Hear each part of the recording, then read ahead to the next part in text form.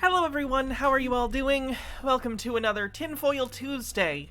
You might notice some changes. I got a new camera with the money you guys so generously gave for the subathon, so that's cool. You can see it's a wider, everything's wider. Because of the lens, you can see more of the room. Look at it. So that's good. I also said it, I'm outputting to 1080p now. So I'm no longer only at 720, I am full HD. So, that's cool. Welcome everyone to another Tinfoil Tuesday. We have plenty of conspiracy craziness to look at today, and I'm excited to share it with you. So that's cool. I feel like an official streamer. Wow, look at that. Just everything looks better. This feels more legit. I just need to get some more LEDs, so I'm a real gamer girl. HD maid outfit's gonna rock. It's true, you guys will get a good tit window vantage point. I gotta be more careful though. I'm used to my feet being completely out of frame, but sometimes I back up to, like, you know, recross my legs another way or whatever. And like, my feet are in the danger zone now. Danger zone.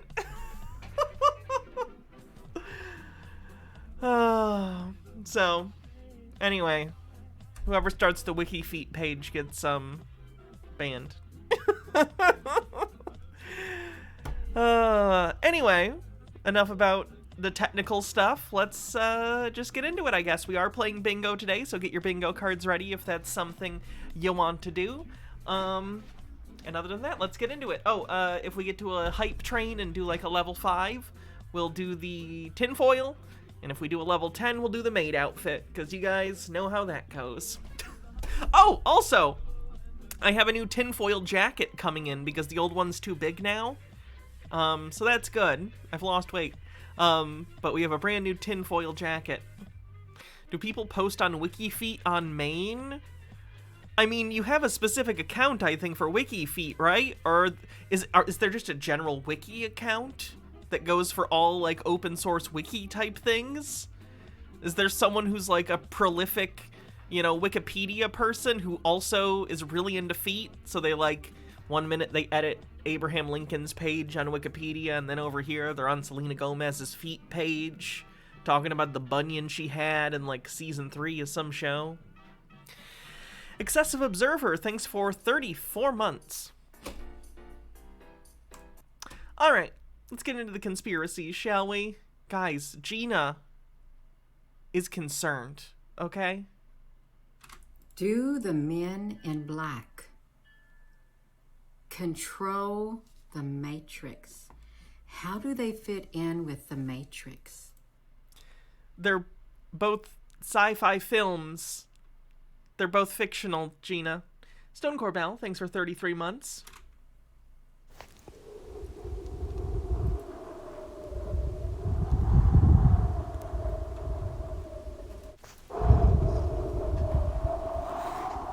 Why is there just breeze noises? I'm so confused. An R. Like, Gina chose to edit that together. Typically, when you add sound effects on top of an image, you're trying to, like, say something, you know? I don't know what Gina's trying to say there. The Matrix is windy? Gnome Pickles with 100 bits kicks off a hype train and says, Gina, the only theorist who doesn't make me super depressed. She makes me depressed, but in a different way.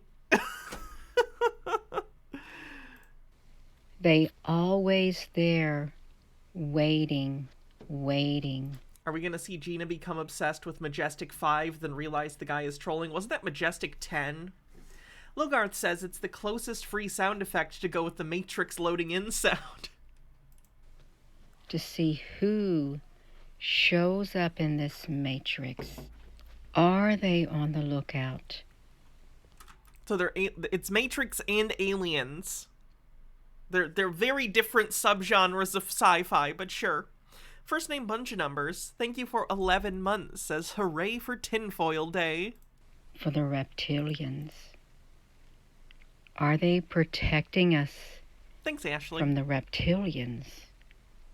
Are they protecting us? Reptilians on the bingo cards, aliens on the bingo card. Us, period. Are they trying to keep us from knowing about the various species that make their way into our realm?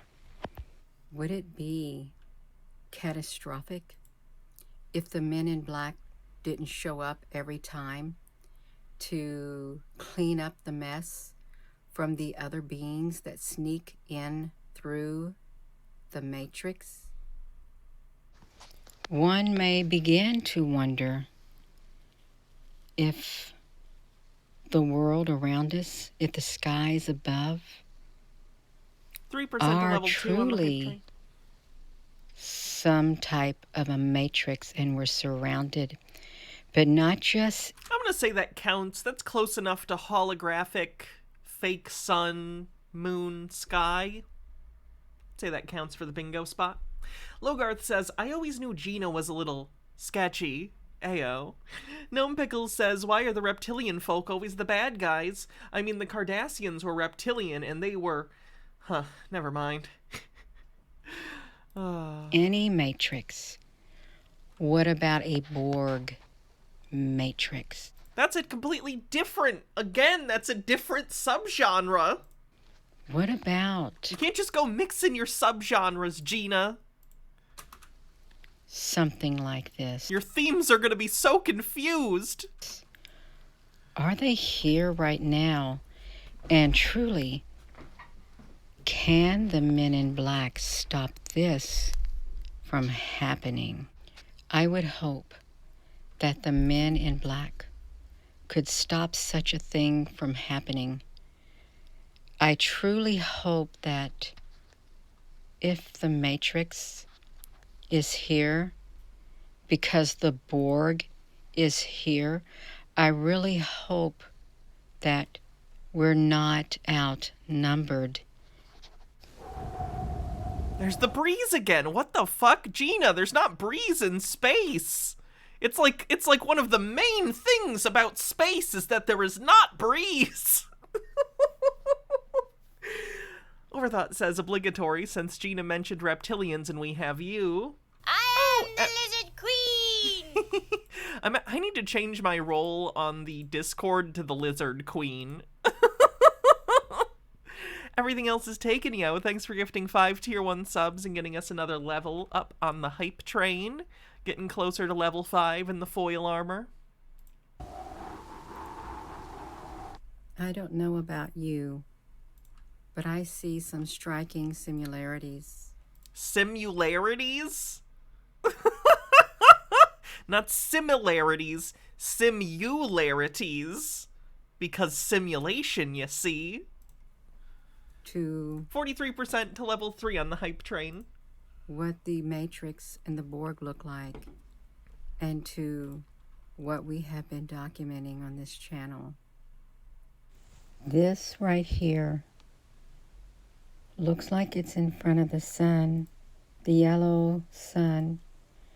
Gina knows that this is like a rendering of a fictional spaceship, right? She's talking about it like it's real. This is like there's nothing wrong with this, you know, from an artistic perspective, whatever, but like it looks like a bit of a dated render of a spaceship someone did. It's not a photo, Gina. Lucas Dawn, thanks for 21 months. But yet, 67% to level 3. it looks like the black ship that was at the observatories in Hawaii that we documented.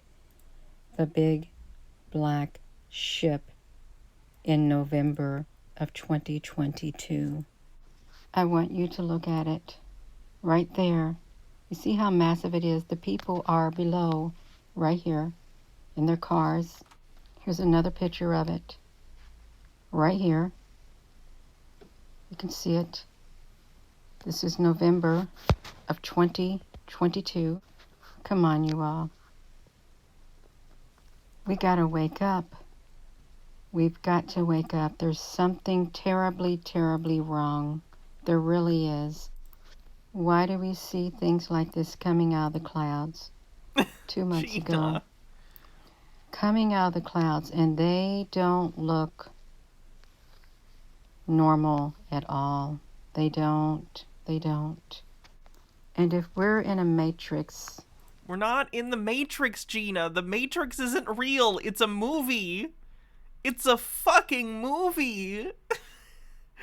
Tea with Goblin says, I feel like someone should get Gina into role-playing. She's very imaginative, and I'm guessing having an outlet and regular company might be good for her. I'd be afraid she'd become delusional and detached from reality and start thinking the fantasy was real. Like, she already has a pretty tenuous grasp on the real, you know? Oh, shite. Robert Morley with a 7,500 bits says, let's kick this hype train into overdrive. Bring on the maid outfit. Can I get a wowzers? Oh, Jesus. What level did that get us to? Level 3 complete, that's for fucking sure. We have to get to level 10 for the maid outfit. Oh, we're only 42% to level 6. We're... That's all you can do? I'm safe. I'll have to wear tinfoil, but I don't think I'll have to wear maid outfit. Even you guys don't have pockets that fucking deep. I don't know if they can... Answer Amazing, thanks for 9 months, says, ow, the baby's head is too big. This sub-baby's name is going to be Baby Big Head. help us. Which I'm sure will age well. I think that kid's gonna like their name as they grow up. Baby Big Head. I don't know if these men in black can protect us from the scum of the universe, like they say. Excessive Observer, thanks for gifting 5 tier 1 subs. Who's Your Friend, thanks for gifting 10 tier 1 subs. Bardlock Moses gifts 1,000 subs. Why is the day we get a wide-angle lens and we finally start outputting to Twitch in HD is the day you guys want to see the outfit with the tit window? Feels a little sus, if I'm being honest. Choking Ouroboros, thanks for gifting a sub. And it's a pretty powerful word. And it's not a very nice word. But why did they make that movie using that word? I think we're in trouble. I really do. More trouble than any of us Level realize. 7 complete. I think we're under occupation. Bummel Homestead, thanks for gifting a sub. I think Mr. Whiskers, thanks for gifting 5 tier 1 subs. 60 something. Mr. Whisker gifts 5. Oh boy. Okay. Over level 8. we're not being told the whole truth. The maid outfit was both a good choice for the ability for me to pay bills and a bad choice for every other reason. Tea with Goblin says when you stare into the tit window stares back. Medicated person, thanks for 16 months says tit window. Something 12% to level 9. is here. God damn it. It's not if, it's I gotta here. stop taunting chat. It's at the observatories. It's in the sky all around Hydrate. the world. Can you handle it? Can you handle the truth? So that you can prepare yourself on the inside. I like the dramatic zoom. On the fly. Now that's editing, Gina. Piper Draws and stuff with 300 bits says tits. Robert Morley gives 10 tier 1 subs. Kippy gives 300 bits. 89%. 90% to level 9. It's okay, we gotta get to level 10, so that's still a whole other level. We're good. This is fine. The joke's gonna be on you guys if we get to like level, like 50% to level 10. Astrofox says I'm doing my part. Andronicus Khan, thanks for gifting 10 tier 1 subs. Anti-Pretzel says you only have yourself to blame, Hannah. I don't think that's true. I can blame you guys. Overthought, thanks for gifting a sub. We're not alone.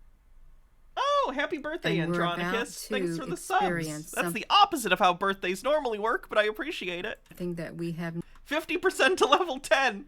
You know, you guys, you can just stop now. I'm just saying, it's an option. never experienced on the face of this earth. If I was a magical girl, what would my power set be, and basic color palettes would I like? Purple? And some kind of crystal powers, like crystalline, almost like Green Lantern constructs. Let's go purple crystalline constructs. Time manipulation would also be cool. Midnight says, "Bwahaha, 58% to level 10." So Gina's doing great. She thinks the Men in Black are real. You know, that's always good. We may have already... Did we watch this one on my birthday? Good morning, good evening, good afternoon, wherever you may be. CC here, Chris, from New York, Westchester County. It's 3/10, 2023. Come a long way, guys. Kippy, That's thanks for flat gifting earthers. 5 tier 1 subs, 86% to level 10. I'm talking to.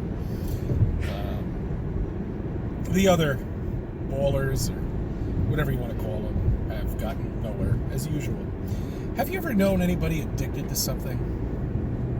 No, really. Really. We probably all met somebody, right? Unfortunately, some of the people that I've met are no longer with us, but they'll come up with every possible excuse of why it's good for them. We saw this? I thought so. I just wanted to make sure. Sometimes I watch these videos without you guys to check them, you know, and I like them, you know, that's why I cover them anyway. But apparently, we already watched that Chris video. So we'll skip it.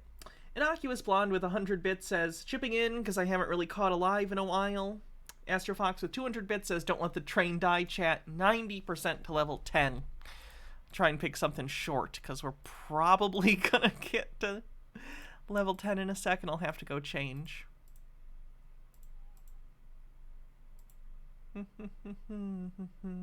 Robert Morley with 1,000 bits gets us over level 10. Fucking wowzers. Overthought, thanks for 45 bits. MW1642, thanks for gifting a sub. Gnome Pickles with 50 bits says we are 10% away. Me hearties, don't lose hope. God damn it. Alright, what am I gonna put on?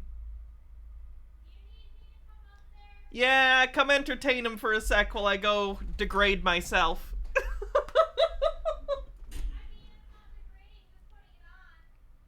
Yeah, it's the showing it's the degrading part, I guess. That's true.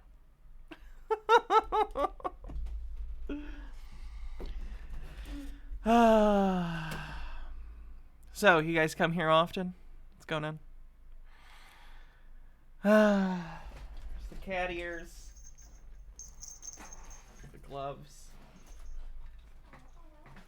Quiet One with 500 bits says for good measure. Gets us to 12% to level 11. Gnome Pickles with 100 bits says we are made in the shade, lads. You fucks. I'll be right back. Enjoy the... Thank you. Enjoy the company of my wife. In HD! Yeah. Here, babe. Okay. Love you. Let me do... I don't know why I grabbed this. Well, I'll want to look in the mirror and adjust.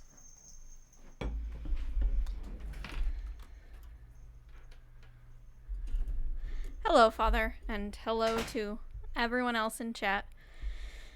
And still, Hannah, my dear wife, keeps this up so loud. I don't know how she can stand how loud her own voice is in her ear.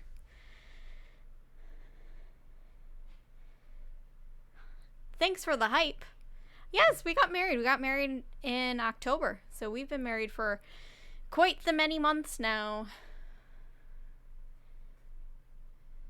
Thank you, Tea with Goblins. My hair... So when Hannah and I met, my hair was super, super short. I had it buzzed. And...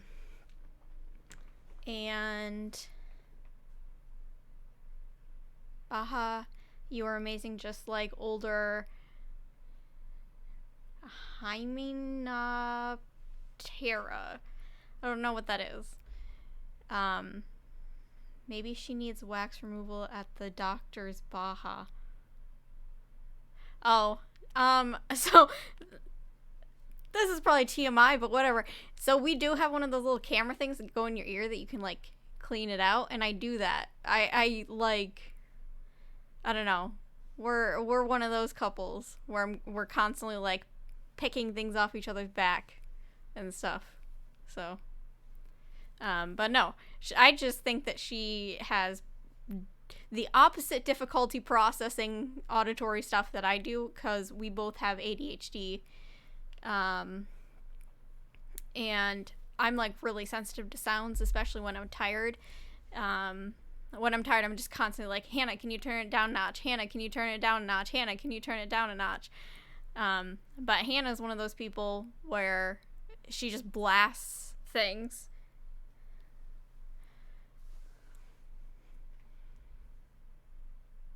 Oh, dragonflies.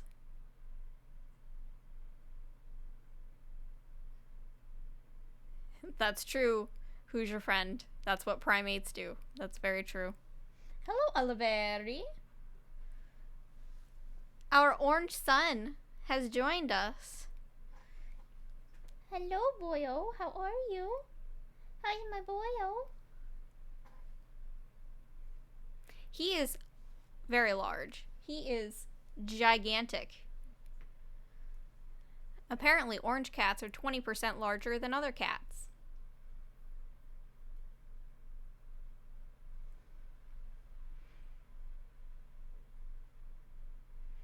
And he does not have any brain cells. Yeah, they share one brain cell, and I think Oliver has gotten it once.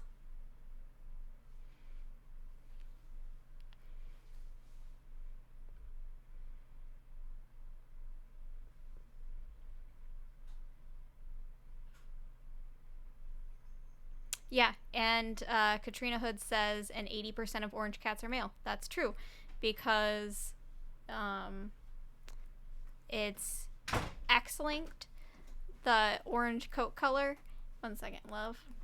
And if you have an XX cat, you would need 2 copies of the orange X for the cat to be orange. But because Oliver and other male cats only have XY, they only need 1. They only need 1 orange X. That's why you're orange. Yeah. That's why you're orange.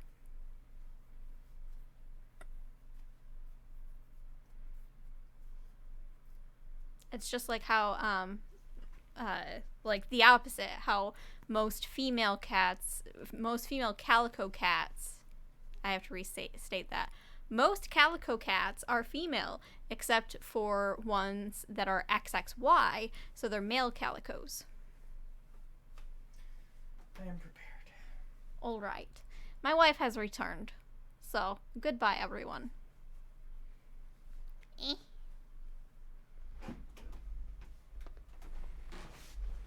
Gotta be aware of my feet. Yeah. We're in the feet danger zone. The Fanger Zone! Oh, sorry, sweetheart.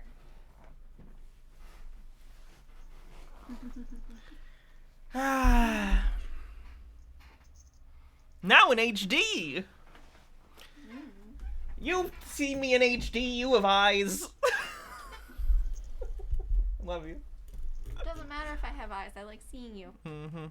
Multiple times. Whenever I get to. Mr. Whiskers with a link. Ladies and gentlemen, we got him.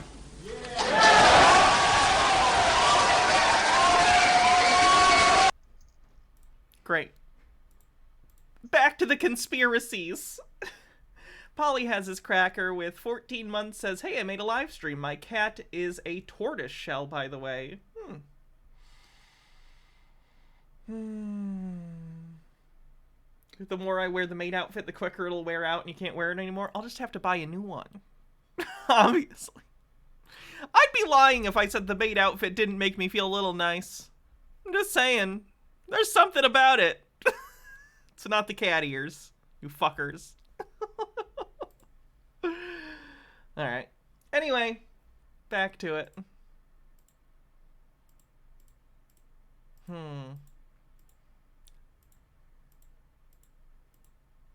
How about we learn about the Elvis thing? Where was the Elvis video? There we go. This is a topic I brought up before regarding Elvis and the flat earth. Flat Earth on the bingo card. And just taking a look at this tour of Graceland, this is a slideshow. There was a live video that a subscriber named Dennis sent me, and I appreciate that, Dennis. Now let's take a look at this tour from Graceland. These are stills, and as we move them from left to right, you see different parts of the tour, and what I'm getting at here is this. No doubt whatsoever, this is the flat earth model in plain sight. Oh my god, it's just another case where they're like, look, a map that's flat, because maps are inherently flat. They're projections of the Earth. This must mean the Earth is flat. No, it's just an easy way to depict the world without having to make a globe. I don't know if you know that, but a lot of people don't want big globe clocks. It's literally just using like an azimuthal equidistant or similar top-down map format. And here you see it cordoned off with the rope roped off here.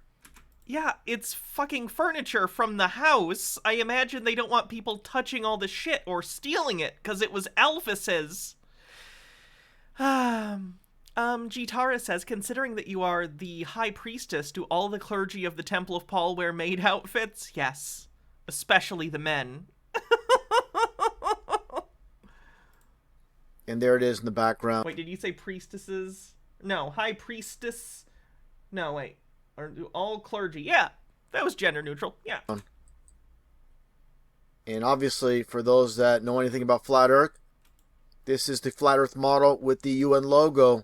No, that is the azimuthal equidistant map of the United States, or of the world, which is, you know, part of the UN model, or UN logo. And it just so happens to have 33 segments.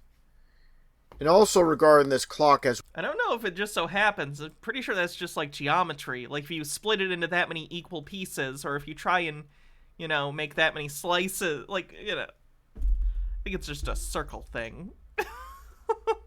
Tier 3 Hannah maid emote when? That's actually a good point. I should probably do that. As well, right when I saw this, when Dennis sent it to me, it looked very, very familiar. And it's from this movie scene from Back to the Future. And as we move it, we can obviously see... Wait a minute, you're telling me that a movie whose opening sequence is 90% clocks of different designs, includes a clock that happens to also have a map of the Earth on it. Crazy. This is identical to Elvis's clock. Very interesting connection here. I don't know if it's identical, but they are both maps of the Earth. Have you not seen clocks like this before? They're like not the most common, but I've seen them for sure. Like, it's a pretty simple idea. What if clock, but Earth? Let's take a look here side by side. And there you see it from Steven Spielberg's movie, Back to the Future. Again, this is... Yeah, actually, I think the prop department was interviewed about this because someone was asking about a specific football team or college team or something. They had a clock in the scene, and they were asked, like, hey, were you, like, a fan, or do you go to that school or something? And they said, no, we just basically went out to, like, a Goodwill or a thrift shop, and they got as many clocks as they could, because the scene just required, like, 100 random fucking clocks that look different and interesting. So they just went and bought a bunch of secondhand clocks that they could find. Which, like, when you think about it, yeah, that's how movies work. The prop department doesn't have time to sit there and, like, yes, we have to special order 100 individual clocks for this scene. Like, no, they picked up a bunch of clocks, and that was one of them. Identical. Here you see Steven Spielberg, and here you see him with George Lucas. I'm going to make some very interesting connections here. Let's take a look here at this scene from Indiana Jones 4, better known. Oh my god, Baha and I watched this last night. She'd never seen like the Indiana Jones sequels, so we went through them, and last night we watched the fourth one, preparing for the fifth one. Coincidence. Known as Indiana Jones and the Kingdom of the Crystal Skull. And you see here a Lucasfilm limited production. Take a listen to what song is playing by which artist. Isn't it You Ain't Nothing But a Hound Dog? I'm gonna skip because copyright. All Flat Earth. Steven Spielberg and George Lucas. Yeah, the scene is to set that it's the 50s because the Indiana Jones movies typically took place in the 40s. But the fourth movie, whether you like it or not, it was actually better than I remembered, but it had a ton of problems. I think Baha and I both kind of said, like, C. It's a C if the other movies are, like, A or B+, you know? That one's a C.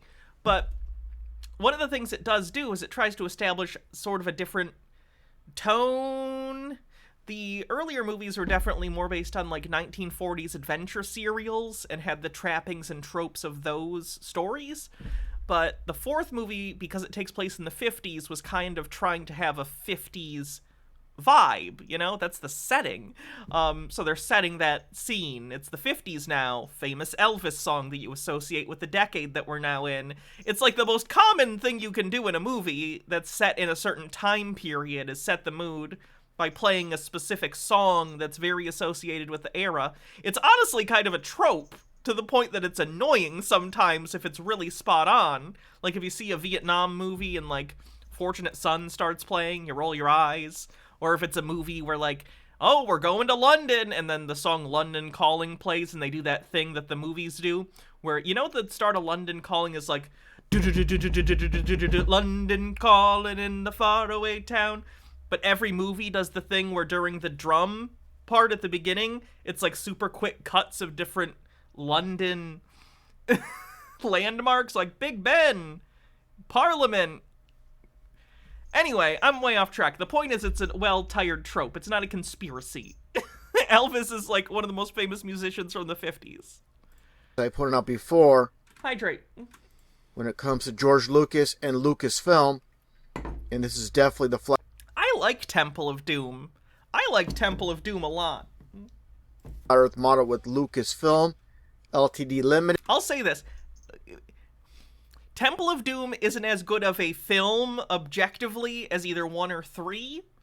However, it's a really fun 80s adventure film that, like, kids can watch, but it's kind of dark for kids. Yeah, I think it's fun. The sun and the moon under the dome. Now, a very interesting connection here when it comes to the name Lucas And just take a look here at Lucifer. And Oh my god, they have the same 3 first letters. Holy shit, it's like I'm playing a Bethesda Fallout hacking minigame. the light bearer with the North Star or Polaris. This is definitely the light bearer with the star. Like I mentioned in previous videos, stars are souls. Polaris is Lucifer. And the etymology of Lucas. It's going to really open up some eyes here. Take a look here. Lucas means bringer of light in Latin. Lucas is George Lucas's last name. It's in his name. You know that. So very interesting here. And also, his name is fake, clearly. When it comes to Lucasfilm is 33 numerology. This all has to What isn't? do with the third or the 33. Satanism on the bingo card, also Freemasons on the bingo card, spurious symbology on the bingo card. 3% of the fallen stars After this video, we'll take a look at the bingo card. are angels. Stars and angels are interchangeable. Just like with the Christmas tree, you can either place a star or an angel on top of the Christmas tree.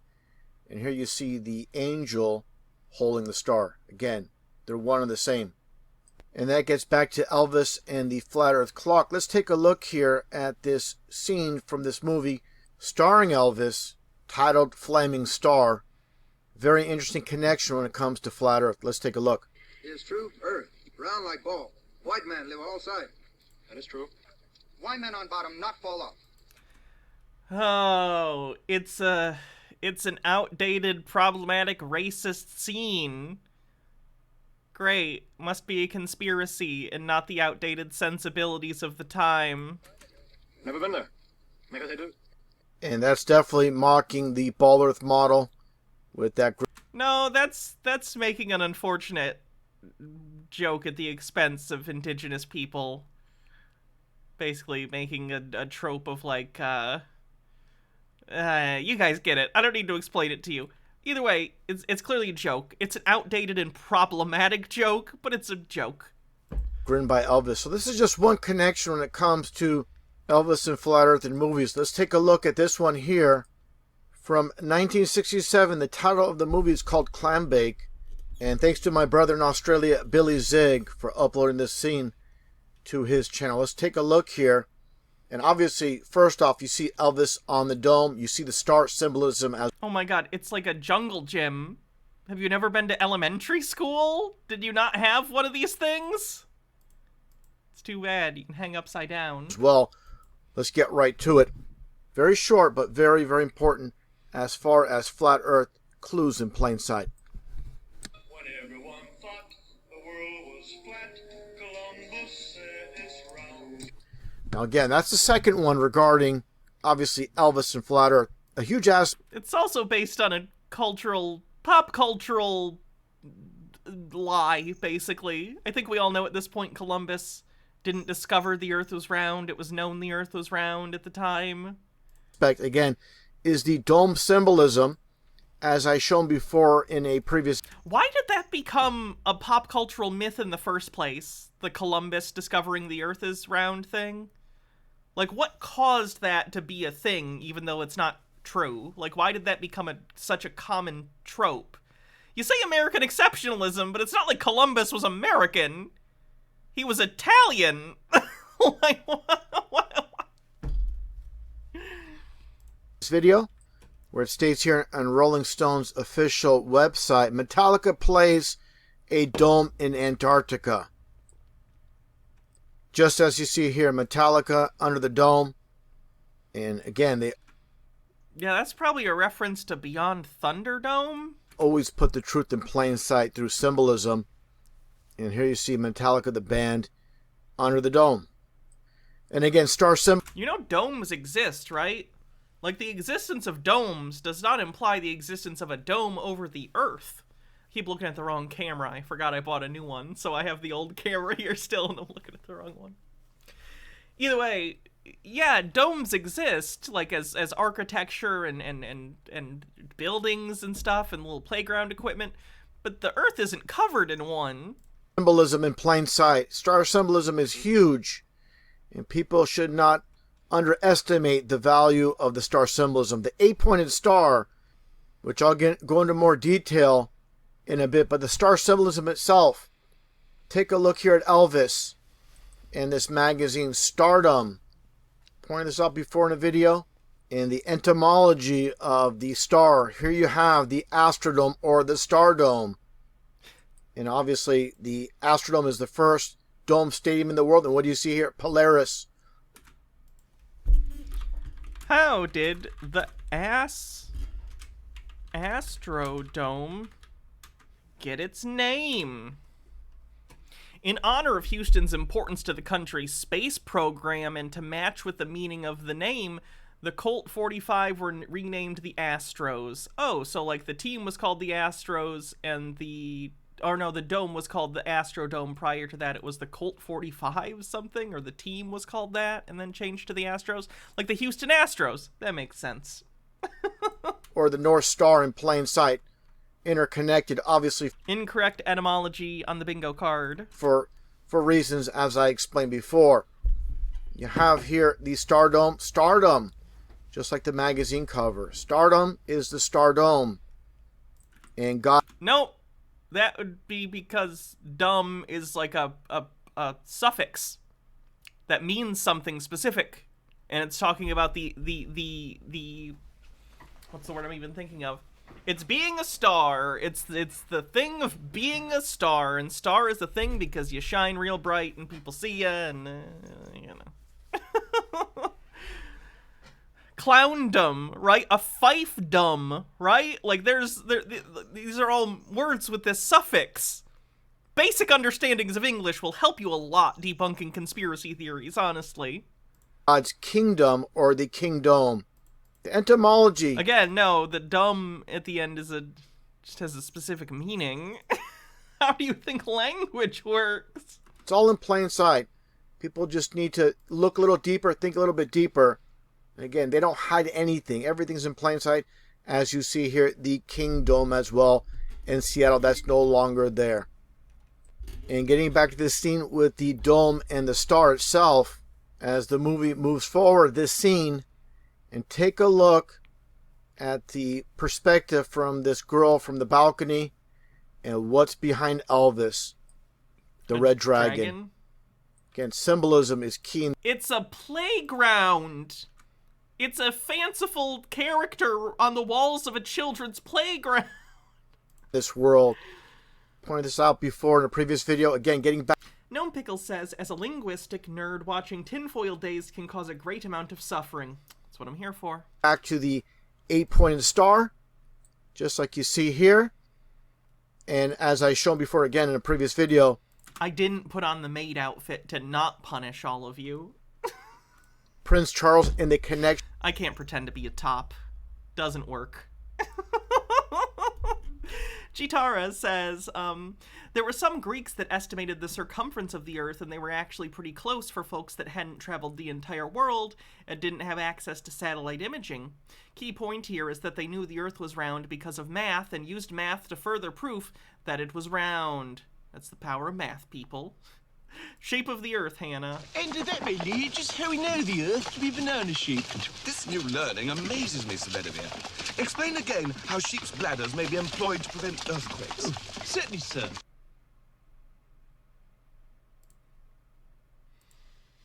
Apparently, the thought that Columbus believed in flat Earth... Well, no, Columbus...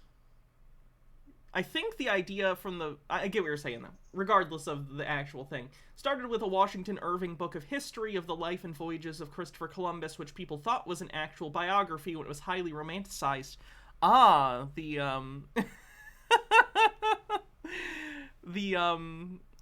Dante's Inferno style of becoming canon just become popular enough that people think the thing you wrote's true. That's good.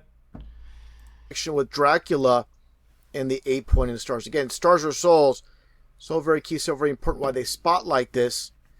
And of course, the son of the dragon, and that is, of course, Dracul or Dracula, and Prince Charles, and the flag of Wales itself. This is why they use that red dragon symbol? No. I'm pretty sure that's because of, like, the mytho-historical, like, stories and stuff of dragons in the region. Like, some of the stories of, like, kings ascending to power, which are, of course, fictional, but, like, you know, involve dragons, right? It's not evil in this context. That's not what it is. Symbolism. This is the most important aspect when it comes, again, to symbolism. From very famous Freemason Albert Mackey, the Symbols of Freemasonry from 1882. And what do you have? This quote, "No science is more ancient than that of symbolism." So again, understanding symbolism. Wow, a guy said a thing once. That must mean it's true. Oh my god, a guy said a thing he agrees with, guys. Did you know that means it's true? Interpret what's happening in this world. Everything's in plain sight. Like I stated before, nothing is hidden in this world. You gotta just look. I can just say things too. Did you guys know that the world's oldest profession is Twitch streamer? Deeper, think deeper, and again, everything's in plain sight. Okay, let's take a look at the bingo card.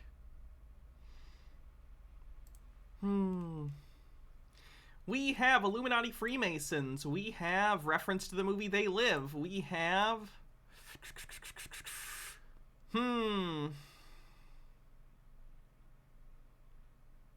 Incorrect word origin is evidence.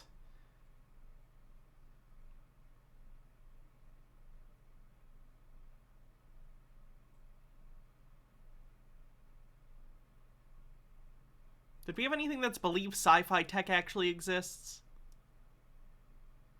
Spurious symbology is evidence.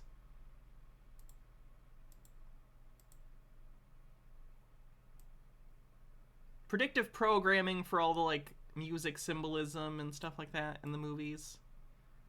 Cat showed up, that's true. Cat makes a cameo appearance.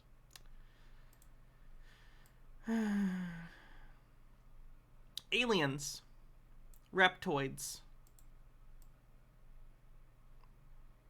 What did we have that was word salad?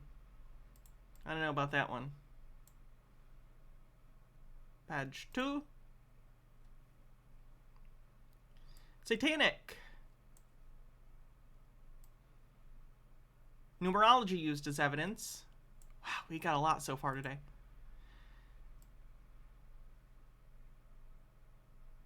Cat makes a guest appearance.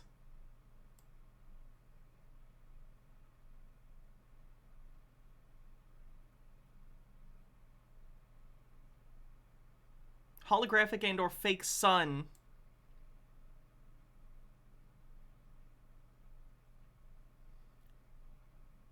Yeah, flat earth is definitely one. Doesn't understand the Matrix. Flat earth.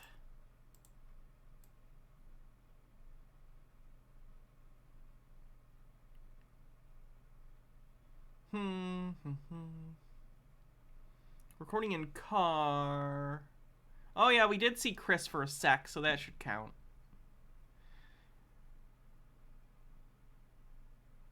I feel like I'm missing something on this page. Maybe not, though.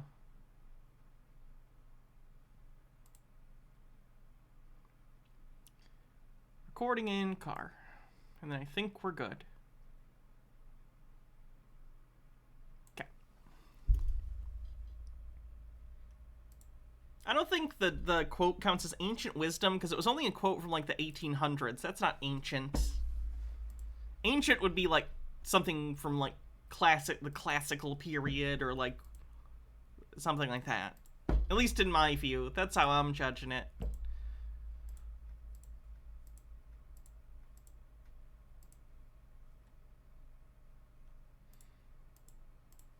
Good morning, my outstanding friends. It's Roger once again, Mud Fossil University. And today we're going to be talking about Scorpzilla. Is it pareidolia, or however you pronounce that, or is it just what it is Scorpzilla? I say it's Scorpzilla. Now, Tyson Carlson, you know Tyson, everybody knows. For those who aren't familiar with this gentleman. He believes that basically all geographical features of the world are living tissue. He thinks the ground is decayed, giant matter. So he thinks mountains are like kaiju that have died, basically. I was talking to Tyson. I worked with him for years. He thinks caves are vaginas. Some of them. He has a fabulous site, which is on the Chitara says, yes, Scorpzilla. back of Scorpzilla. Now, he thinks Giants on the bingo card. it's pareidolia. And I am seeing things that aren't there. Well, I am not going to go with that. And again, there is no tension here. There's no fighting. There's a discussion of opinions. And this is how you do research. You don't do research by saying, this is it, and there's a case closed. What? You don't just share unfounded, things. That's not research. You're not doing research. Tea with Goblin says, what nonsense. Everyone knows that mountains aren't dragons. They're clearly beards. You say what I tell you, or you're an idiot. Well, that's basically how people have become. It's either you accept whatever, it doesn't matter what it is, how crazy it is, or how realistic it is. Broha says, as a geologist, I can confirm it's Scorpzilla. Remember, everyone, the Broha stream is this Saturday, I'm sure I'm gonna show Broha and have him comment on at least one of Roger's videos, so that'll be good. Did I see the bits before about Behind the Bastards? No, I didn't. Let me see. Where did I miss that? Do you want to just repost it and I'll read it? Either you accept it or you don't accept it. Because I don't know how far back it was. It appears that there is so much division among people nowadays, everywhere. It's not just this, everywhere. That once one guy takes in a position and the other guy takes a position, it's just like you end up throwing rocks at each other. Well, I don't do that. I don't care. If he doesn't see it, that doesn't bother me. The true shape of the earth. Sorry, why did I miss so many of these suddenly? Where's the link? There we go. Hannah, if you're not already familiar, I think you may enjoy Behind the Bastards, a comedy history podcast about awful people. They're currently on episode 6 of a series about the history of the Illuminati and associated conspiracies. Yes, I've actually seen Behind the Bastards, and I enjoy it. It was the Columbus arguing the shape of the earth in a classic Bugs Bunny cartoon. I'd like to think that's not the case. But the world is stupid. So it would probably help to continue the pop cultural myth. Counterpoint, what if the mountain is a dragon with a beard? It's possible. She's around, she's a firm, she's a fully packed. She's around the back of my head. She's flat like your head. Oh, I checked yeah, I've seen Knowledge Fight too, or listened, rather, to Knowledge Fight.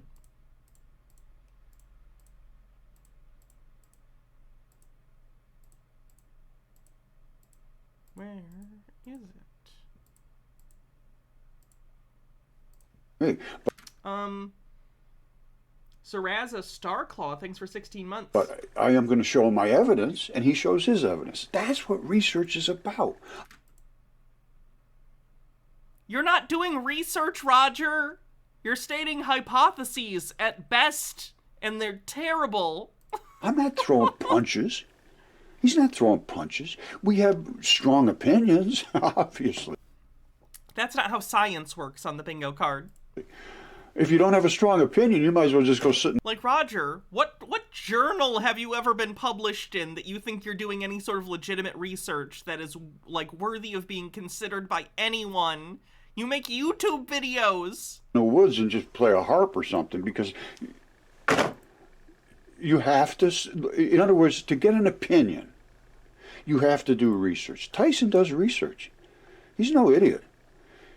He's doing research. He's looking and saying, why does this not make sense? Why does this make sense? Now, I am going to show you why it does make sense. And this, in my opinion, is Scorpzilla. It goes all the way up. All right, well, it either is or isn't, and there isn't evidence to back up what you're saying. So I'm going to go ahead and say no. That coastline is not a giant kaiju monster skeleton. And there's his pincher right out there, which is a stinger. And thank God that Tyson did some research on this, because he's basically helped me to prove my point, that this is a venomous gland. How are you gonna justify that? And, you know, let me show you what he says. And I don't want to show you his entire video. I want you to go up to his channel, subscribe to it. It would be my research said by not a researcher. But not just do your own research. They're two separate spaces. Which is Tyson's Mud Fossil Adventures. Come up, subscribe, and watch his video. I am just going to make the points that he points out. There's one about his eye, and there's one about the stinger, and there's some other things that are really bullet points. That's what I'm going to focus. Like, it doesn't even make sense. Like, let's imagine for a second all the other physics things aside that don't make sense about a creature that large existing, right? Fuck this the whatever law it is that makes, like, as the surface area increases, the internal volume increases, like, exponentially or something. Like, let's ignore even those problems, right? Okay? Square cube. Thank you. Square cube law. Let's forget that. Let's pretend that a dragon that big could exist. That would mean its entire environment, it takes up like 1% of its entire environment, which sounds like, oh, 1%, that's not a lot. Imagine that you had to live your entire life in a room that you could fit only 100 people in, and we're talking packed shoulder to shoulder 100 people, and not only do you have to live in that environment, everything you get in terms of water and food all has to come from that environment. It's not sustainable. You'd starve immediately.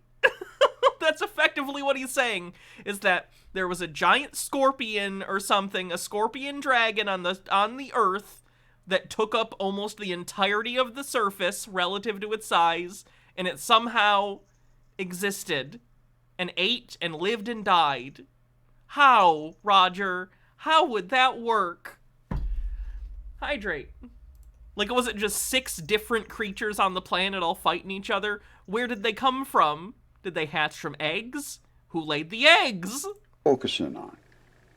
And then you can come up if you want and see, well, you should. You really have to do this correctly. But I don't want to take his work and just splay it all out on my channel. I want you to go to his channel and start to pay attention to what he has to say. Because I'm going to tell you right now, he has some of the most fabulous stuff on the planet right now that is actually being investigated, not being just dismissed, like, oh, that guy's crazy, I don't watch that. No. Tyson and I have been doing this for years together, and we've determined a lot of what he has in his backyard. And it's, sorry, Tyson, but it's on the back. Guys, we do a lot of research in his backyard, and that's how you know it's legit, okay? But Hannah, you're forgetting this is all taking place inside the ice wall. There's more land beyond that Scorpzilla could occupy. How could I forget? Wonder if it could be a thing where we were once a bigger planet and then blew apart, and the animals that were on our part are now our land. Don't give him ideas. Back of Scorpzilla, my friend. Let's go through this. And again, there's no hostilities here. If you can't make a couple of little jabs and you know, we're just having fun. That's all. It's just fun. Kabish? Now let me start it off here with Tyson making his introduction into Scorpzilla. Here we go. Well, welcome. I'm putting a video together because Roger Spur put a video up showing his Scorpzilla. This is a gross one, but you did give me 50 bits. What's magma? Giants come and gruel? Why did you type that?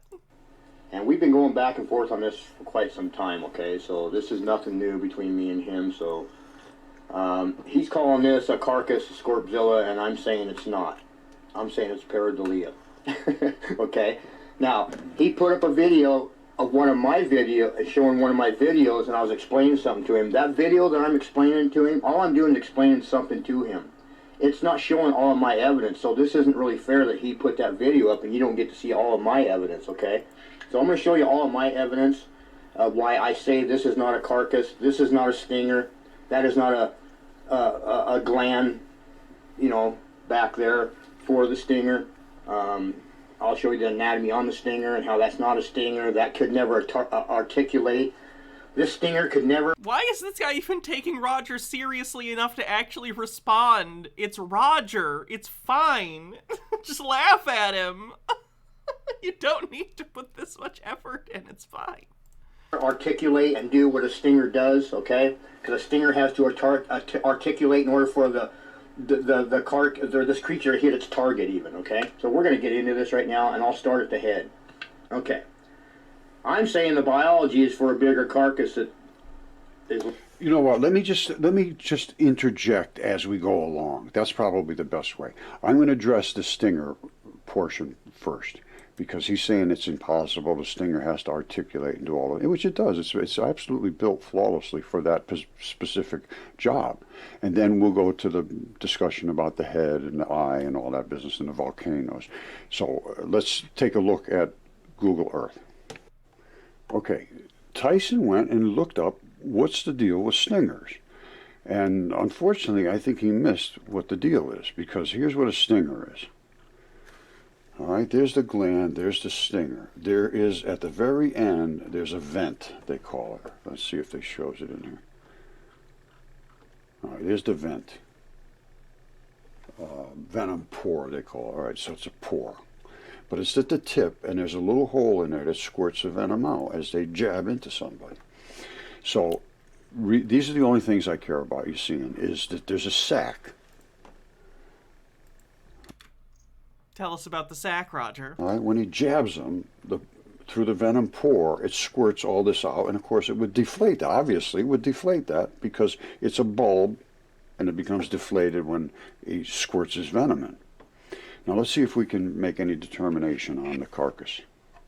Okay, so here Jordan Peterson's very concerned, I'm sure, of the rampant milking of scorpions without their consent. Citosaurus says Roger's getting fact-checked by another crazy person. Sounds like a real meeting of the minds. Mr. Whiskers says, and you question why I typed what I typed. I know. I deserve the audience I have. I'm just disappointed in myself that I've allowed it get to this point. And I have not course-corrected even a little. I have steered into the skid, and it is a mistake. We are at what I call the stinger. And here's the stinger, comes all the way out here to here, and it squirted when it died. It just Don't we all? Pooped out all its gush right here. You see that? Is gush the technical term? See that trail going right over here? Now, that means it would have deflated the bag. And the bag would have been just like this. And this here, you see what the height is here? This is 3,000 feet below sea level. Guess where this is? 12,000. That's 9,000 feet more. This is 1.5 miles high, the stinger. That's how big this thing is. Just the stinger. Or it's a mountain. It's a mountain underwater. It's probably what it is. Body is 1.5 miles above the seafloor. Now, there was a vent. Remember the vent? Or what do they call it? The venom pore. The venom pore. You just said it. I don't know what they called it. But anyway, this is it right here. That right there. Look at this little divot. This is the hole. This is the hole it gooed from. Is the... That's a goo hole, all right. I'd recognize that anywhere. Stinger, venom, where it squirts out the juice. The juice, another technical term. Now, watch. Scorpzilla's got the juice. It comes here. Here comes the stinger. Here. The scorp pussy.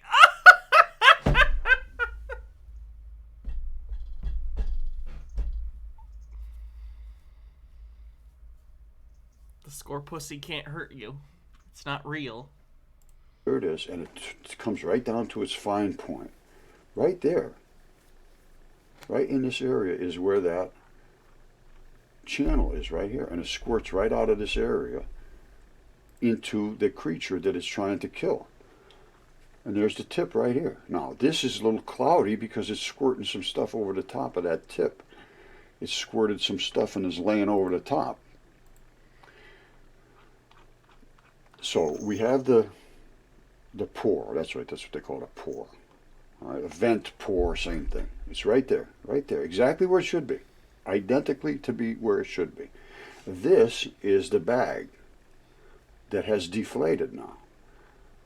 But if you look at it carefully, you can tell that this is biology. This is not just some, I don't know what you ever call it, cracks on the ocean floor or whatever. No, this is part of the stinger assembly.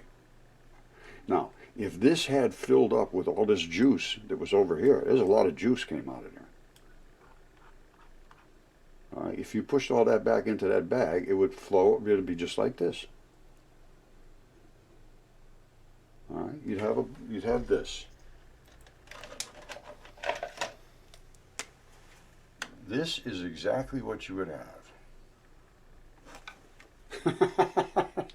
Does that look familiar? And of course, this would all be filled up with fluid.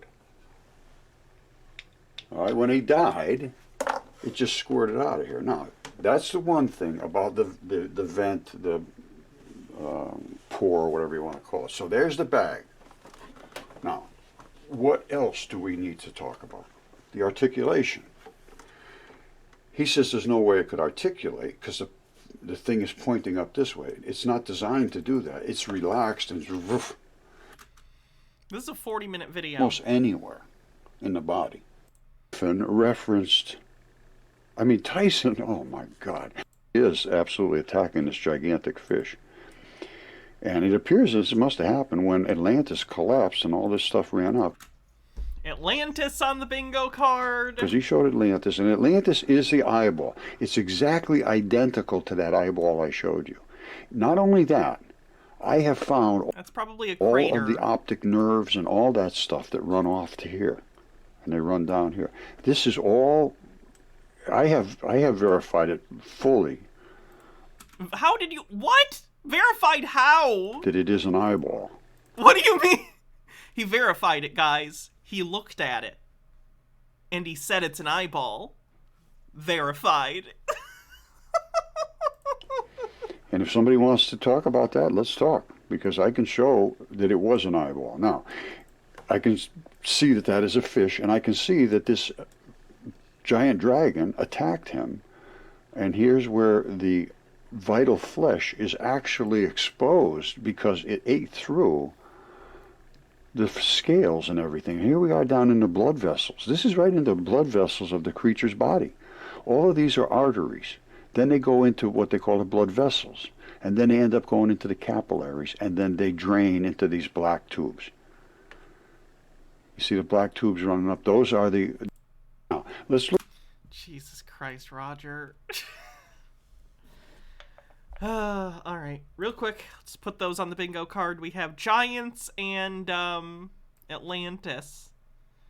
Are Giants on this page? I think they are. Giants. Atlantis. At least Roger doesn't see... Like, I don't...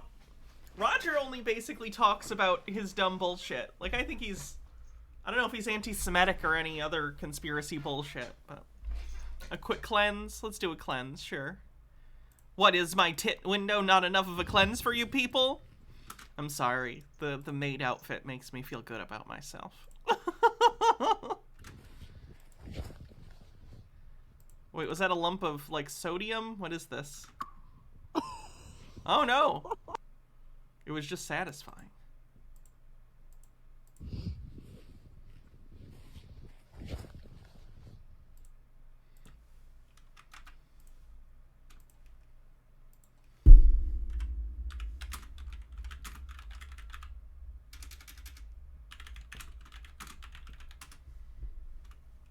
I just want to point out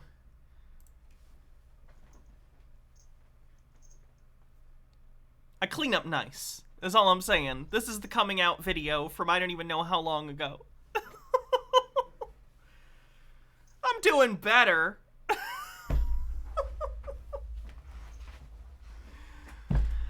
How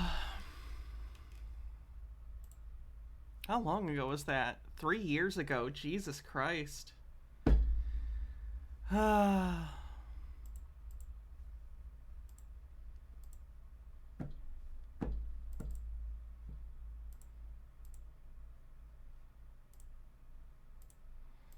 about, speaking of which, here's one of those transvestigation weirdos, once again claiming that a cis woman is trans because they're psychos. And possibly a cost. Has it only been 3 years since I've been out? Yeah. Sidosaurus says, right around the time when I found the channel.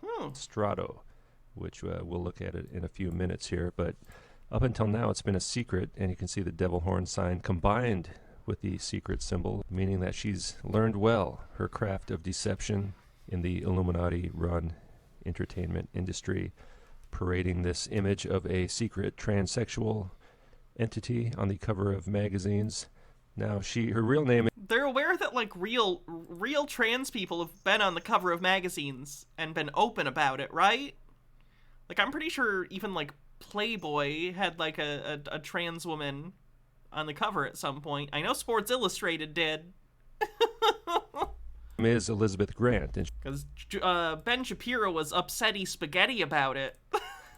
She used to go by the stage name of Lizzie Grant, and look at her face. She's totally different back then. It makes me wonder, is that a different person? So that's kind of a side note, but the official narrative is she got plastic surgery and changed her looks when she was in her mid-20s, which is insane. Why would a young woman change her looks? Nothing. Why would someone who's in show business or going into show business change their looks? Is that a question you just asked? Really? Nothing wrong with her besides the fact that it's a boy. Other than that, no. She's not.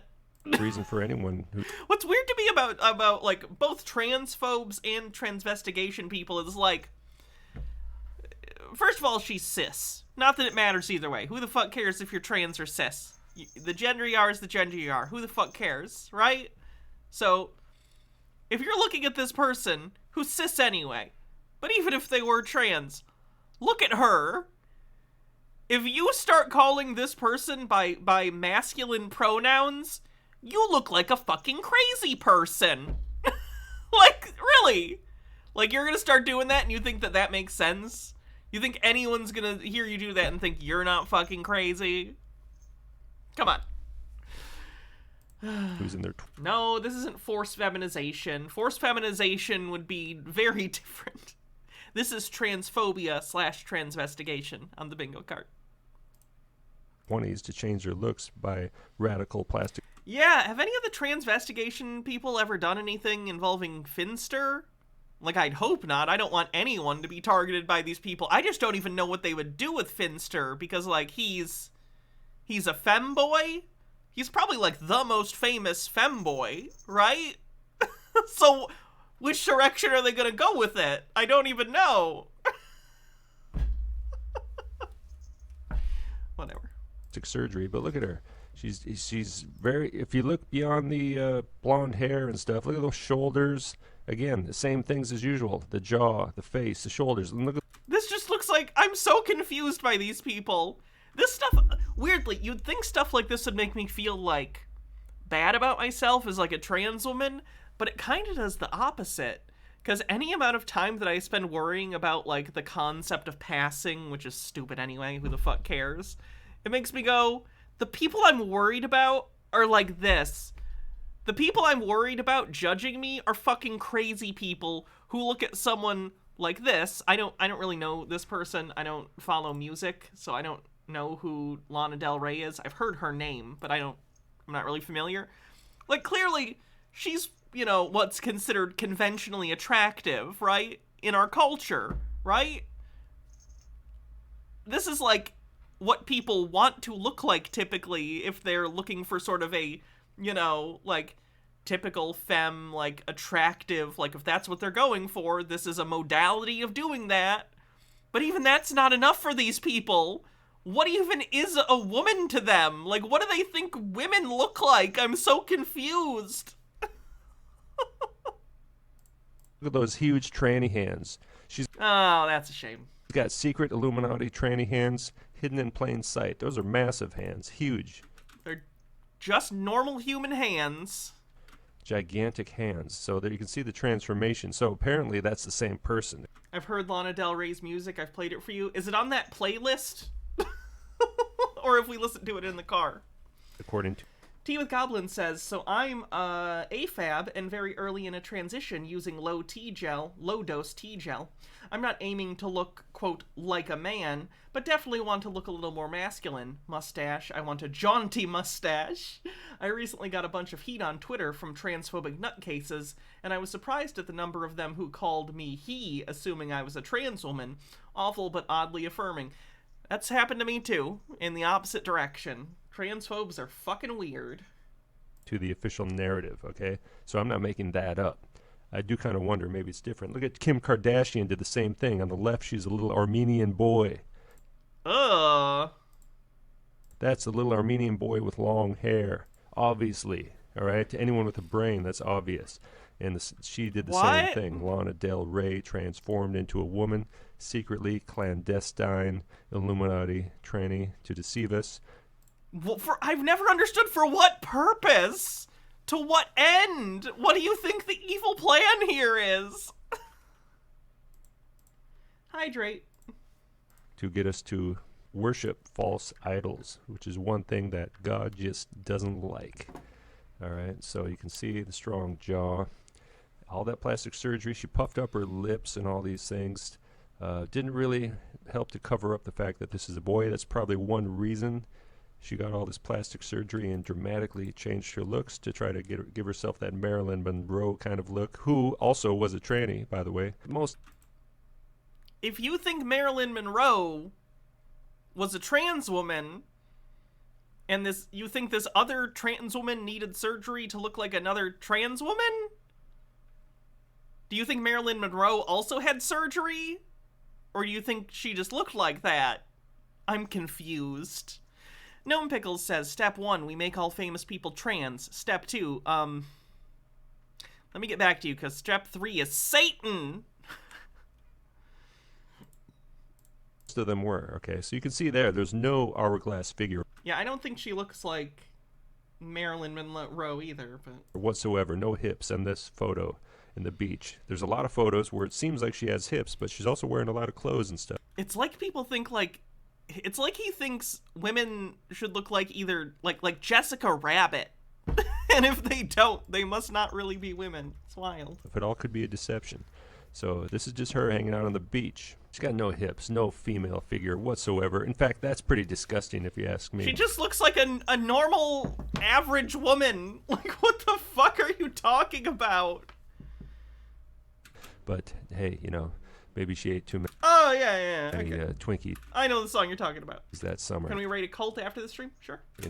But, oh, man. Oh, nasty. Yeah, so you see that person you see in the cover of the magazine and the album covers and the music videos, that's what it really looks like. And it ain't too pretty. Not at all, not one bit. That's just a dude. She can't cover up her underlying maleness. There it is again. You can see that's just a tranny, man. If I was walking... All right. Enough of him being a jackass. I think he just repeats himself pretty much at this point. Let's see what else we got. Hello, everybody. Pastor Shane Vaughn.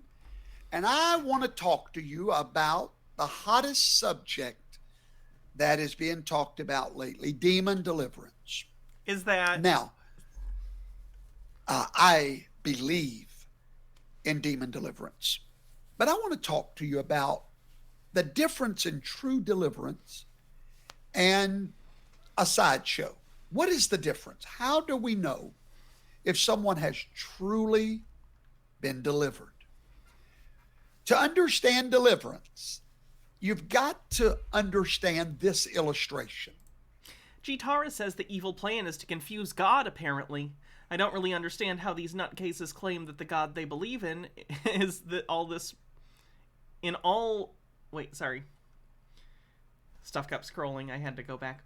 Claim that the God they believe in is this all-powerful authoritarian, but at the same time, the dude is powerless to stop people from wanting to be comfortable in their own bodies. Also can't deal with iron. Iron chariots are a problem, so. Very specific issues. Point A, point B. All right? Point A is my house. Point B is your house. One day, I'm going to send a package to point B from point A, or I'm going to deliver a package. When that package leaves point A, that package has been set free. Come on, honey. But it has not been delivered. It's been released, and it's got a destination, which is point B.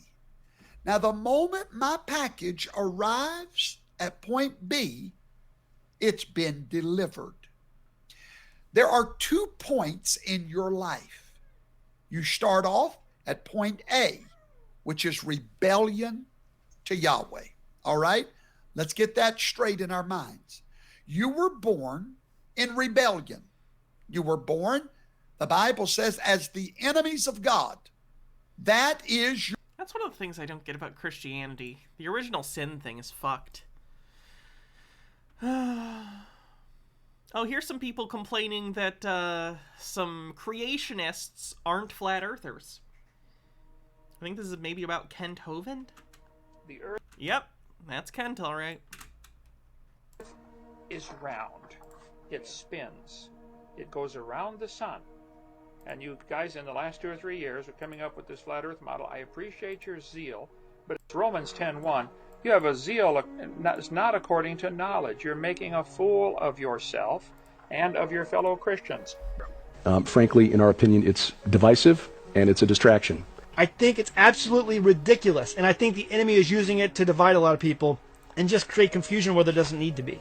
These people are lying through their teeth. Don't you understand that there are people out there who make this stuff up and post it? I mean, they don't have a reputation. Who cares? They post this stuff online and laugh through their teeth at you. Don't be stupid here. Don't be a tool of Satan. Oh my god, that's Steven Anderson too. He's the fucking worst. Promoting this garbage. Every time you say the Bible teaches Kent Hovind went to jail for taxes. He did for like a decade. that the earth is flat, you are being blasphemous. You are making a... Now he's having other issues for being involved with an alleged pedophile who he allowed kind of free reign of his dinosaur amusement park full of children. Yeah. So he's a great guy. I've told you guys, I've talked to Kent Hovind. I've talked to him. I had a debate with him at one point long ago, before the boobies. Let me tell you, I've talked to a lot of people in my job. Kent Hovind is the only one that's actually scary to me. Kent Hovind, in my personal opinion, the vibe I got from that dude was stone cold psychopath. I'm telling you, that guy's fucked. Okay? Chibbers the Squirrel says, flat earthers complaining that young earth creationists aren't crazy enough is pretty amusing, especially considering the evidence for an old earth is practically the same degree as the evidence that the earth is round. And the alleged domestic violence against his, I think, ex-wife. His ex-wife at the time. mockery of the Word of God, and you need to repent of your stupidity and foolishness and quit making a mockery of the holy, eternal Word of God that is perfect. He was the one who had the kids cheering for him, yes. In every way. The Bible's not stupid. You're stupid.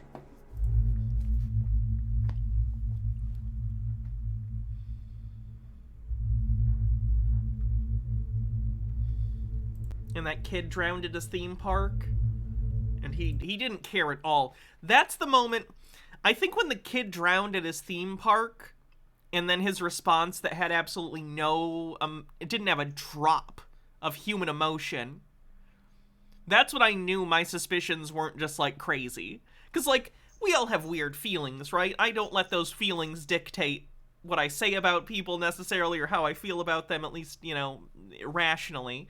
when I think about it.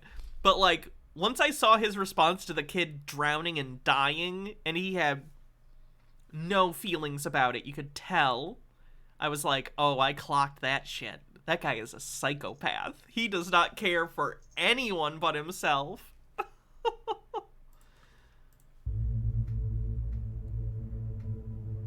So for all those pastors out there, and professional Bible teachers, self-appointed prophecy experts, who continue to rail against the flat earth as being a deception from the devil, intended to make Christians look stupid, I have this question for you.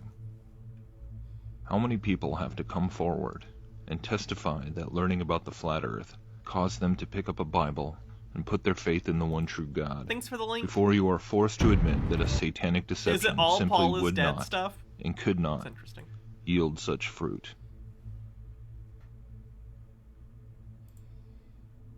Here is a sampling of some people impacted in just such a way who shared this in the comments of some of my videos. I've been an atheist all my life. The moment I came to the conclusion that the earth is truly a fixed, stationary, circular plane with 4 edges of 4 corners set on pillars under a firmament, within which the sun, moon, and stars were placed inside of, on day 4 of creation by Yahuwah, I said to myself, wow, I have to read the Book of Enoch. So I instantly drove to the nearest bookstore and bought and read the Book of Enoch twice in one sitting. Not even halfway through reading it, the first time I started to feel something that I've never felt before in my life. The guilt and shame of my past 19 years of my life living in wickedness and lawlessness. At the time, I had no idea what I was feeling. The moment I finished reading the Book of Enoch the first time, I could not take the feeling anymore and finally understood what it was. I literally fell on my face and began to instantly pray to Yeshua to ask forgiveness for my sins.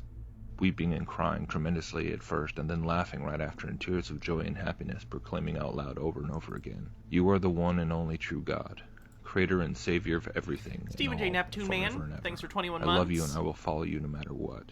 I got up right after that time and read the Book of Enoch again. The moment I finished reading it through the second time, I said, wow, I have to read the Bible now. It's now February 22nd, 2017. I've only been saved for 10 months, and my life has been completely transformed and revolutionized.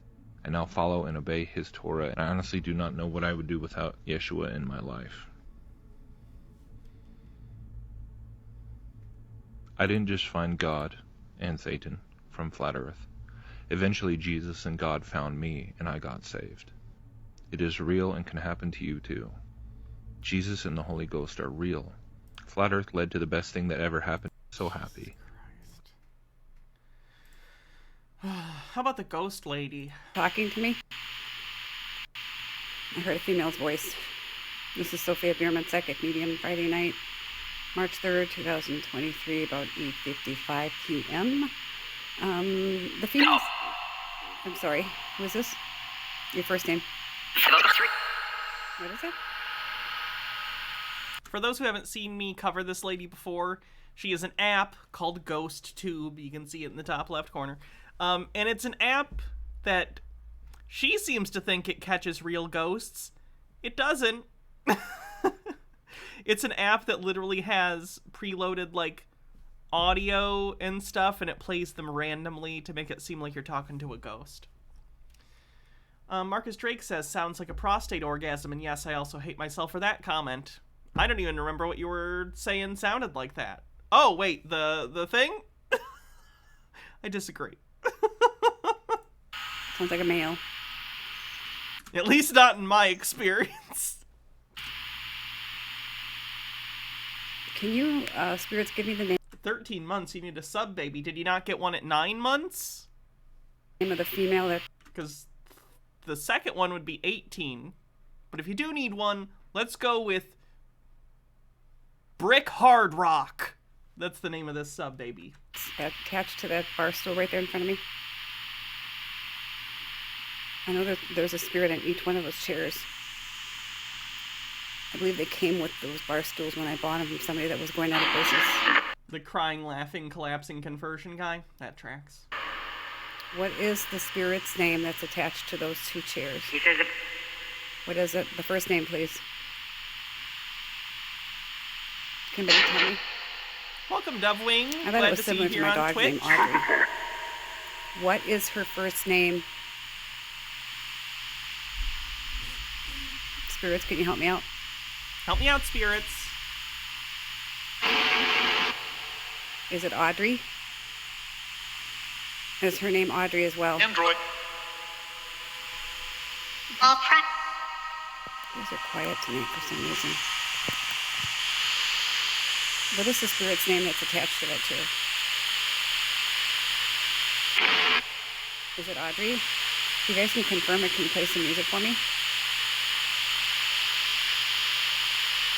Or Andrea, something like that?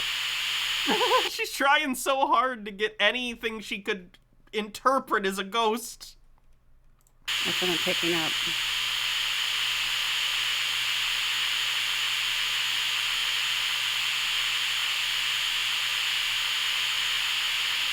$6.21.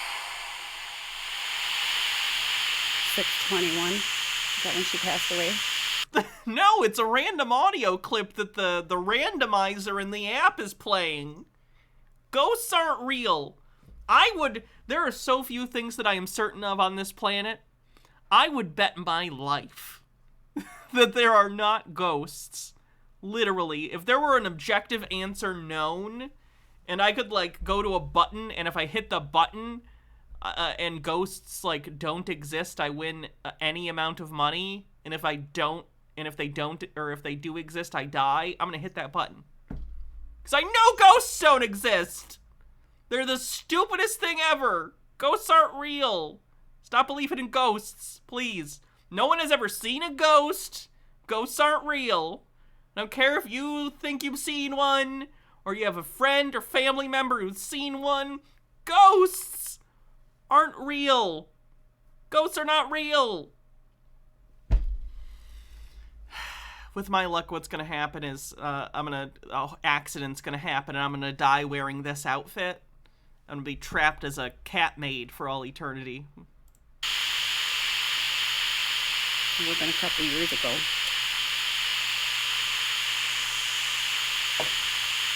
She passed away June 21st.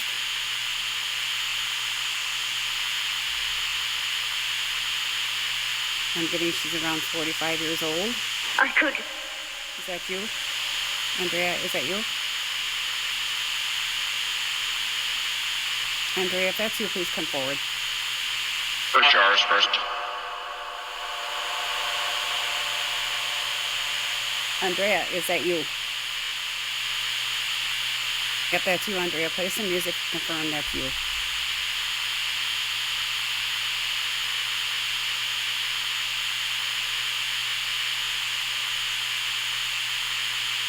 Well, maybe you should move on to a different question. They seem to not be playing music like you're asking. Kinda seems like you're not looking for actual answers. You just want to keep asking the same question until it confirms what you already wanted to say.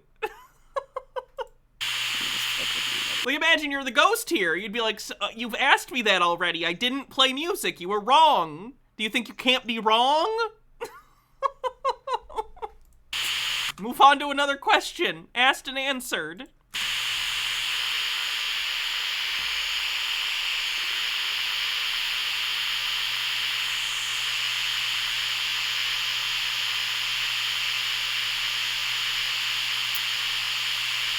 Any other spirits want to help me out and give me her first name for the two of them that are sitting there? I have the other two over there. Subject. Anybody else want to talk to me? Any other spirits? Let me correct that. Any other spirits want to talk to me?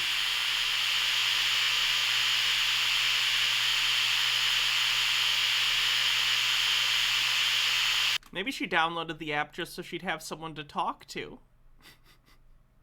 Sad face.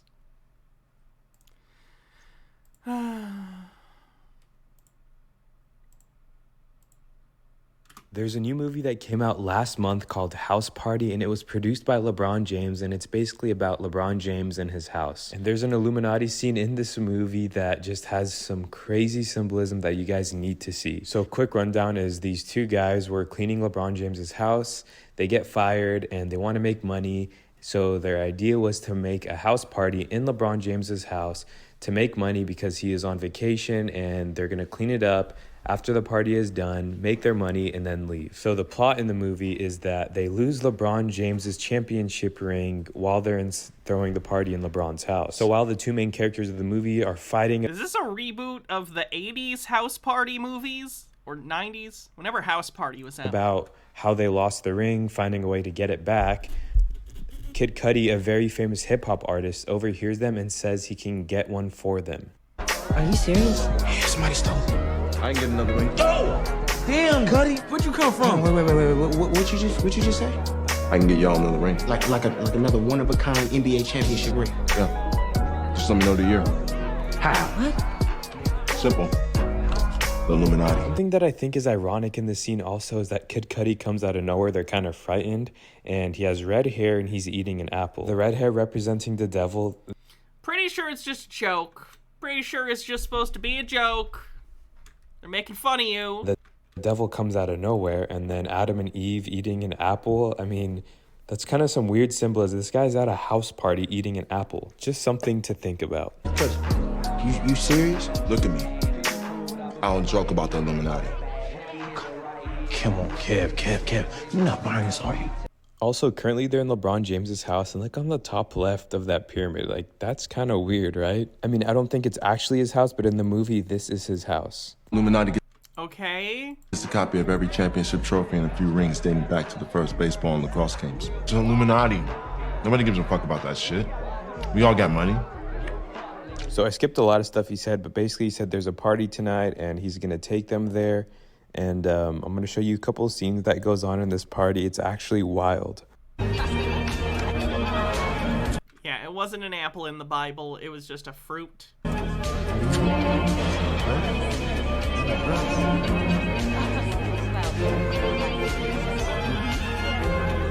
Mr. Cuban?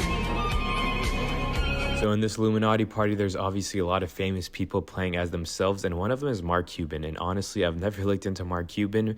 I just know he has a lot of wealth and owns the Dallas Mavericks, so the fact that he's in an Illuminati party, you know, kind of raises some eyebrows. That's the joke, dipshit. The joke is I'm rich. Ha ha ha. If the Illuminati was real, I'd be in it. That's the joke, dumbass. I may get this all the time, but I got this idea. I'll buy it. But I mean, you haven't even heard the rest of the idea. We'll be in touch. Wait, I got my cell phone. We'll be in touch. Who's we? I don't know if you guys caught that, but he wanted to give him his number, and he said, "We'll be in touch," multiple times, saying that Again, that's the joke? Illuminati knows everything. They'll find you, they'll contact you. Don't worry about it, and we'll buy whatever you have. That symbolizes we got the money, we got the contacts, we got everything. I'm glad you understood the joke. Okay. It's gonna be blood. The joke is it's blood. That's the first ritual. Take a sip just for solidarity. What kind of wine is this? Look a little different. It's not wine. It's blood. So the first ritual he said is you have to drink the blood, and if you don't, it's going to make us look suspicious. And yeah, just think about LeBron James producing this movie, you know, thinking of the scripts, making sure this is okay. He thought all this through. Kind of blows That's the joke, you fucking idiot! your mind, right? What? Drink it. You blow our cover. Oh, hell no. Drink that shit, nigga. Drink. Now pay very close attention to the next scene I'm going to show you. Enjoy the night. Oh, shit, man. Ain't that kid in play? Hey, God bless you, man. Yo, what? God tripping, man.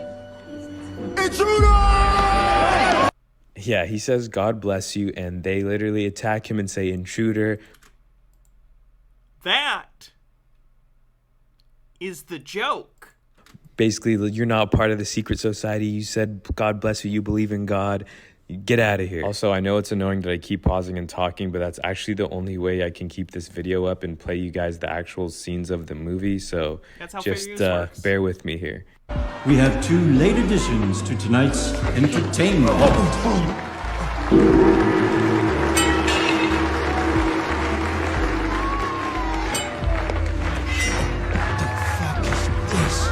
So now since they're intruders, they throw them in this room, obviously with the checkered flooring. We all know that symbolism, the Masonic temple. And That's the joke! they're forced to fight for their lives. Basically, I'm going to tell you. They're literally making fun of you and people like you who think this is real. The joke is, isn't it funny pretending this is real? Imagine how absurd this would be. This is so over the top and cartoonish.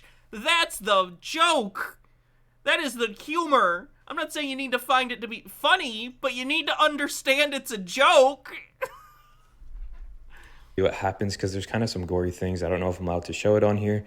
They're about to die in this fight, and then Kid Cudi, the dude with the red hair, comes in and kills the guy and saves their life, but Kid Cudi also gets stabbed and is about to die, and then this is what happens. Illuminati, man, they gotta have a helicopter or some shit, man. Wait till LeBron gets this ball. Oh, shit. Don't die on us, man. Hey, Cudi, man, don't die on us, man. Don't worry about me. I'll be fine. They'll bring me back. I'm actually the fourth Cudi. Let's just talk about what happened. Auntie Pretzel says, can we add doesn't get the joke to the bingo? We should. P-Meal says, wait, I'm confused. Is this real? I've never heard of jokes before. Happened in these last couple scenes. So Kid Cudi just said he is the clones on the bingo card, yes. fourth one. So he was the fourth clone. And spoiler, but at the end of the movie, he clone. actually If he was the fourth one, he'd be the third clone. Jesus Christ. resurrects from Think it through. the dead. But the only thing that changes is his hair color. He just says, I'm back. And the one thing that's bothering me, and I know I said this earlier, is LeBron James produced this movie, and there's so many famous people, Mark Cuban, Snoop Dogg, like probably 10 to 20 different very famous artists. I mean, they're all following his script. You look at my other LeBron James videos, you know this guy's in the Illuminati. He's not hiding it. I mean, look at his hands and all the pictures I'm showing. He's literally making fun of people like you. You're the butt of the joke. Probably a butt in general, too. Gitara says, but no, Hannah, remember that this is one of those, see how confident they are? They're doing this in plain sight to show how in control they are. Following this script, and if you watch the movie, there's a lot of weird, sick things that happen in this Illuminati party, and you know, yeah, that's the joke. no one cares because it's just funny, it's cool, it's modern, you know. I mean, I don't know if it's that funny. It's fine. It seemed fine, but like, it's whatever. No, it's normalized. Oh my god, you stupid ass. Today we're going to talk about the gaming industry and specifically two games, probably one of the most popular games in the world, and that's Fortnite and Call of Duty Modern Warfare 2. And no rambling will be done in this intro, let's get right into it. So recently Call of Duty, I think this was last week, released a pack called the Dark Rituals Tracer Pack. So when you open your game, this is what you get, and I am already concerned by the name and the background. It just looks super demonic off the rip. That's the point! Sometimes things look demonic, or like the pop cultural version of demonic, because that's an aesthetic that a lot of people like. Jesus Christ. If this guy went into a Hot Topic, I think he'd have an aneurysm. But let's talk about what this actually comes with when you buy it. First and foremost, you get the Dark Ritual outfit or costume, whatever you want to call it, and it's a dark hood over your guy with red eyes, and there's a pentagram on the hood and on the mask. And we know what the pentagram is associated with. I don't know if you guys have been in a Spencer's lately, but there's an entire line of clothing that's like demonic monster people in BDSM anime situations. It's very crass. I think Sarah owns one of the shirts. It's the kind of shit I would never wear, at least not outside of the house, because it's like lewd shit. I just feel like some people don't know that other people have different taste than them. Like, I wouldn't wear it, but I also don't think it's satanic, right? With Satanism, the Church of Satan, rituals, and all that stuff. Let's talk about the little stuff that comes in the package. The ritual begins. The first thing you get is a keychain you can attach to the side of your gun. And yes, that's exactly what it looks like. It's an Illuminati sign that you can attach to your gun. And the fact that the name of the ritual begins, I mean, come on. Well, surely it can. Oh my god, I can't even watch more. It's so frustrating to me. It's the most frustrating. Like, yes, it's intentional. So, getting into today's other topic. The first part of the video was just Hans talking about Bible stuff. Is this strange building? The Spring Palace, Fort Worth, Texas. Another amazing building made allegedly in the 1800s. This one's decked out. It looks like it's a small world.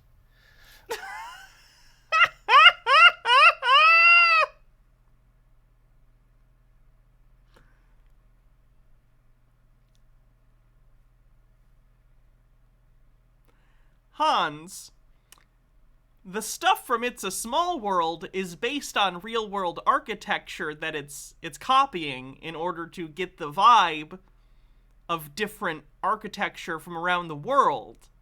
Because that's the premise of It's a Small World as a ride. For those who don't know, It's a Small World is a very famous ride from Walt Disney World and Walt Disneyland that Walt, was involved in the creation of. It's been a ride since the 60s. I think that there is something to the whole It's a Small World thing. And, of course, the song, It's a Small World. The Earth really is smaller than people say. And so what now? And not even just in a size way. It has a lot to do with the fake history thing, that there really was one group of people that lived all over Earth, and it was the same everywhere. It's a Small World kind of has to do with, well, it's the same everywhere.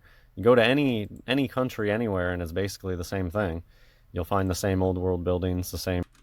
Oh my god, that's the fucking opposite of the point of It's a Small World is about, like, hey, we're not so different, you and I, in the humanistic sense, but it also showcases in a very stereotypical way, like, hey, here's different styles of clothing and culture and, like, buildings from around the world that have different stylings and stuff like that, and influence. Has Hans been on It's a Small World? I have. It was my grandma's favorite ride. I've been on it many times. It's terrible. Don't go on It's a Small World. But I'm telling you, Hans doesn't understand it. I never thought I'd have to talk about the media literacy of a dark ride, but here we are. Faked history and... P-Meal, thanks for gifting 5 Tier 1 subs. Thank you. The same NWO oppression. Anyways, this is a cool building that I'd never heard of this before. Yeah, the Spring Palace in Fort Worth, Texas. It's another building that they'll tell you was built quickly for a short event and then burned down. They claim that this was made for some sort of exposition of, like, Texas stuff. Probably. There was a lot of stuff in the 20th century and the 19th century where there were, like, World's Fair or World's Fair-like events where they'd build fancy buildings, but they weren't built to last because it just had to last for the length of the expo.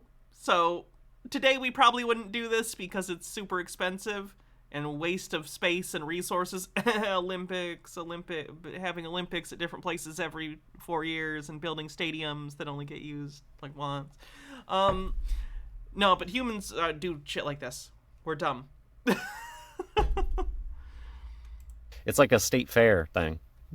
When have you ever heard of somebody building a giant temporary dome structure for a state fair? And this was in like the This one, apparently. 1800s, allegedly. So actually, other World's Fair things did, like, tear them down afterward. There was the one that looked like the sort of classical city, and they tore it down. That was pretty common. Oh, no, that doesn't make sense. What makes a lot more sense is that they inherit this building, and they just construct some wild tale to tell you how they built it, and then they just burn it down later and hope people forget about it. Then why did they take pictures, Hans? If they wanted people to forget about it, why did they take pictures and then upload them to the internet? So I don't know. Sometimes I think they would come in and decorate the place, but I don't know that they even decorated this. This is just like in that style that reminds me of Russian It's a Small World type looking things. If you're not familiar with It's a Small World,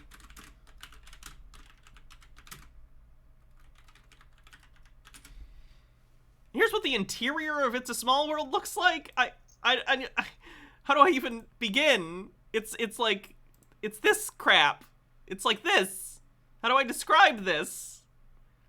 It's like attempts at a cartoonish reimagining of different architecture and cultural stuff from around the world. And he's saying he thinks that building is It's a Small World. The Eiffel Tower was meant to be taken down after the World's Fair, but it stayed up. Yeah, and it was gonna, but then I think it started being used as a radio tower, which saved it, and now it's become so iconic it'll be up for a very long time, I'd imagine. People say it's like a Moorish temple. I don't know. I'm not an expert. The design around... Is he cribbing from other conspiracy theorists? And that central star looks so interesting with the black and white zigzag designs. It almost reminds me of the strange type of art that's on our money and stuff. Do they call it the Belle Epoque? I don't know. There's a type of design, like when you look at all the filigree stuff on the back of our money, like who were the people doing these designs? There's something to it. And it reminds me of like computer chips, when you zoom in on computer chips and look at the different pathways and stuff. Oh my god, sometimes there are lines and they're squiggly, just like in electronics. Imagine your entire worldview being shaped by this shallow of a surface level interpretation of the things around you. Like, here are lines, and there are lines on circuit boards. They must be related. Oh my god. Oh.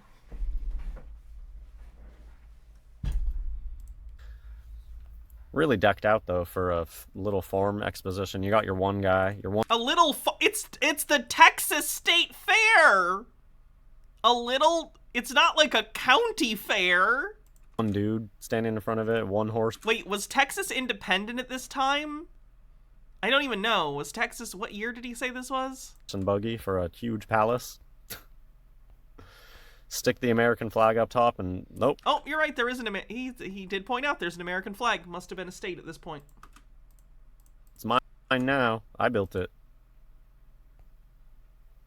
Here, that's weird. There used to be a statue up top and they replaced it with a flag. Are you sure they're the same structure? Quite the beautiful dome, too.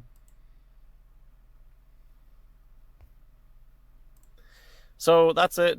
I'm not diving deep into anything in this video. I just want to show some pretty pictures. Here's a really pretty Jewish synagogue in Nashville.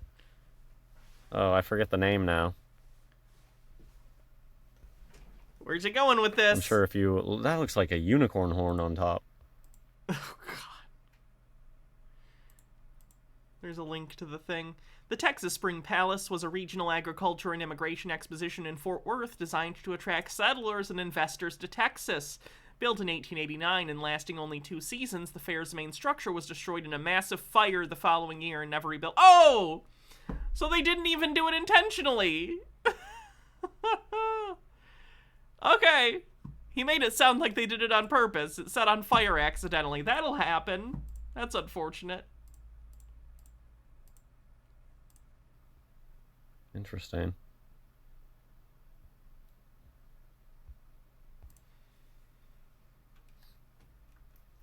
I think this was Vine Street, and I think Vine is probably a word meaning old world. Something based upon with the what are the colleges with the Ivy League, Vine Street. A lot of these places had, I think they had to come in and tear down vines that had totally overgrown a lot of these areas. Oh my god, he's so fucking stupid. Really old vine roots, big vine systems. If you've ever removed vines too, it's hard work and it sucks. I got a lung infection one time from cleaning out a bunch of ivy. Did it go to your brain? It's a dirty job.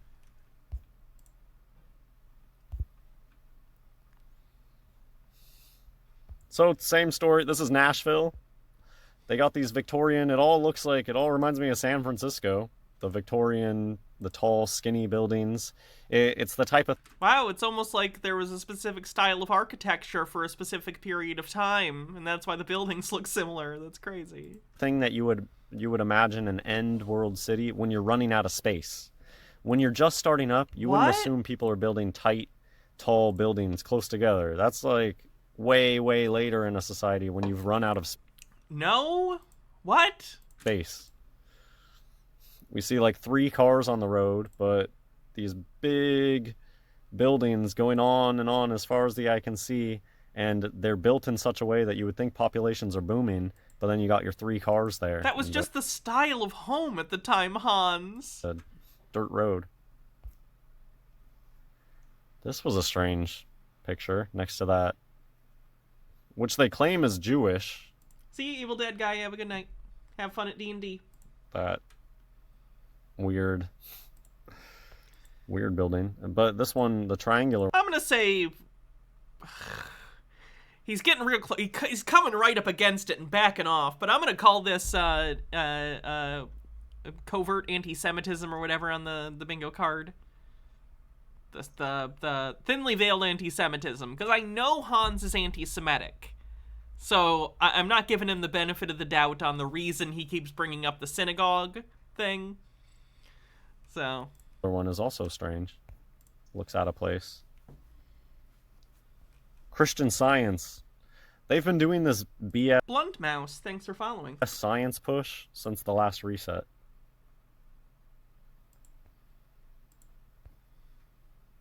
Anyways, Nashville Vine Street.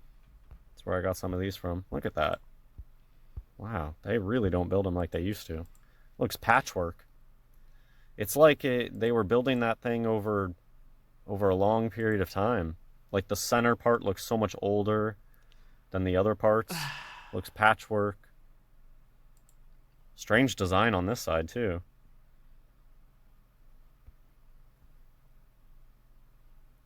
Look at this one. Already looks ancient. No, it doesn't, Hans! Already looking ancient so long ago. Doesn't understand architecture on the bingo card. So those are some pretty pictures. Look at this one. Got some checkerboard. He thinks that means Freemasons, for those who don't know. If conspiracy theorists ever bring up checkerboard, it's a Freemason thing. Just comparing the low tech of these ghetto wood power lines that they stick up right away after a reset, and the magnificent... You think the power lines are what? Stone masonry building. Hans! They're power lines! They still make power lines. Not as much anymore, I guess, but when I was growing up in the 90s and early 2000s, we still had, like, wooden poles. They tend to bury them now more often, the power lines, which is good. But, like... No, Hans! I think the ones outside... I have poles outside my house that are still wooden. They use wood because they're easily replaceable. They're easily replaceable, and if you need to do repair work or anything, they're just standard wooden fucking poles. God damn. He's so dumb. Hydrate. Like, if you're a city, why in the world does he expect power lines to be, like, on top of, like, marble columns? Like, why? Why would you use a really expensive, rare material to build something you have to build out everywhere in the city? That makes no sense. Gnome Pickles says, is there no human creation that people like Hans will dismiss as magic from aliens? Why are they so insistent that humans cannot achieve anything? Is it just that they have achieved nothing, so can't conceive of better people than them? I think that's a part of it. For people like Hans and Chris in particular, I think that's a big sticking point, is they feel insecure about themselves, which, hey, everyone feels insecure sometimes. I feel insecure about myself all the time. Like, that's, a lot of people deal with that. That's fine. But what matters is how you deal with that, and unfortunately, they've both decided that the way they want to deal with it is not to deal with their insecurity at all, but to deny it exists and just say, I'm not average or below average or whatever, everyone else is lying about their successes. Like, it's crazy. It's nuts. It's such a and like, I get it. I'm not a big like, oh, personal responsibility person, because I get that often gets like pushed by like ANCAP people or people who don't want to examine societal issues at a structural level, right?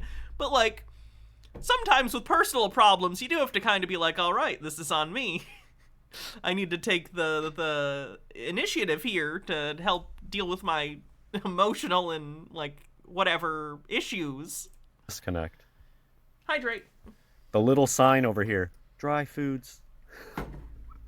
Could you imagine building this stone masonry building and then, what is that hanging in the window right there? And then you got your little signage, dry foods. In what reality does that make sense? What are you talking about? People put signs on buildings all the time. People are gonna move in and out of the spaces. Do you expect them to carve it in stone in the side of the building? What happens when the renter who's renting that space for their business moves out? You can't erase it if it's carved in the thing. You put up a different sign. Oh my god. Well, that's it for this video. Hope you enjoyed. God bless everyone. Oh wait, I jumped the gun. I forgot I was going to talk about Civil War really quickly. Oh lord. A possum blood with $5 tips and says, I'm weeping, crying, sobbing. Why is everything the Freemasons? Who cares? All I care about is that eggs are like $7 a carton. Thanks for keeping our spirits up. Yeah, not a great time to own a Denny's franchise, probably. Oh, does this make sense? Yeah, I've noticed. Denny's is giving smaller portions of eggs. I see you, Denny's. Don't fucking lie to me. My moons over my hammy was a little light on the ovum. What the fuck are you doing? It's like one of the 3 ingredients. Ham, cheese, fucking egg. You cheap bastards. To build this amazing castle, and then you're sticking your ghetto telephone pole, your ghetto power line in the middle. I don't like his usage of that word. That's not great. Of the dirt road. You got your 3 people standing outside like, what is going on? Is that a prim? And this castle, enormous, beautiful, already ancient.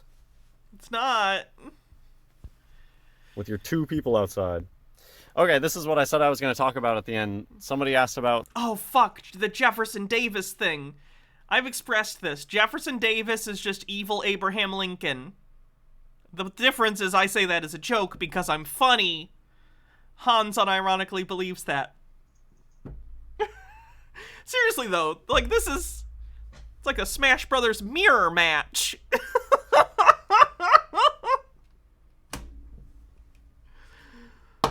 Oh... Civil War. I have a video on the Civil War, but YouTube took it down ages ago, and... Gee, I wonder why. Is it because you were incredibly fucking awful about it? I guess I will have to do another Civil War video. They just both look like gaunt, gangly white dudes from the 1870s. Like, that's... They look very similar to me. Future. But it's a Masonic hoax. Look at the hidden hand. That's a very, very, very common portrait, like, pose. People would put their hand in their... People would put their hand in their jacket all the time. Like, that was pretty common. Famously, Napoleon has some portraits done with him with his hand in his breast pocket like that, or in his, you know, under the thing of his whatever. P-Meal says, so did Lincoln fight himself in the Civil War and no one noticed? This is like a sitcom premise. Yeah, like he'd leave the White House and be like, oh, I gotta use the bathroom. And he'd go into the White House bathroom and crawl out the window, run down to the South and be president of the Confederacy for a little bit, and then he'd do the same thing and come back. One time, he showed up to the Confederate White House in his stovepipe. Fuck, I fucked up the bit. His fucking hat. And he had to explain that one away. It's just a bunch of...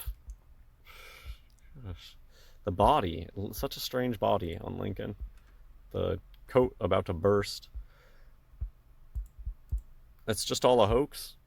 Copycat or myth? Jefferson Davis, the first president of the Confederacy, is just the same person as Abraham Lincoln. Was there a second president of the Confederacy?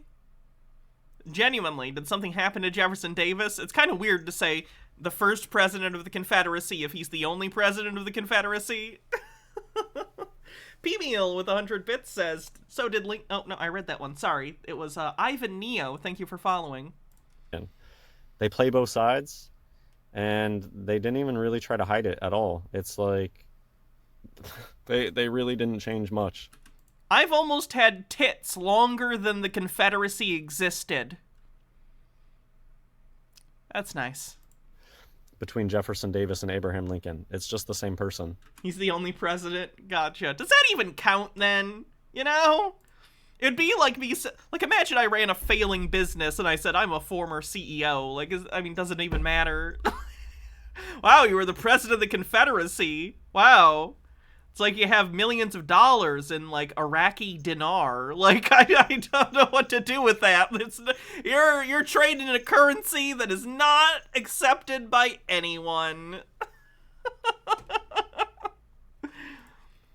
And they do this all the time. Barack Obama is Osama bin Laden.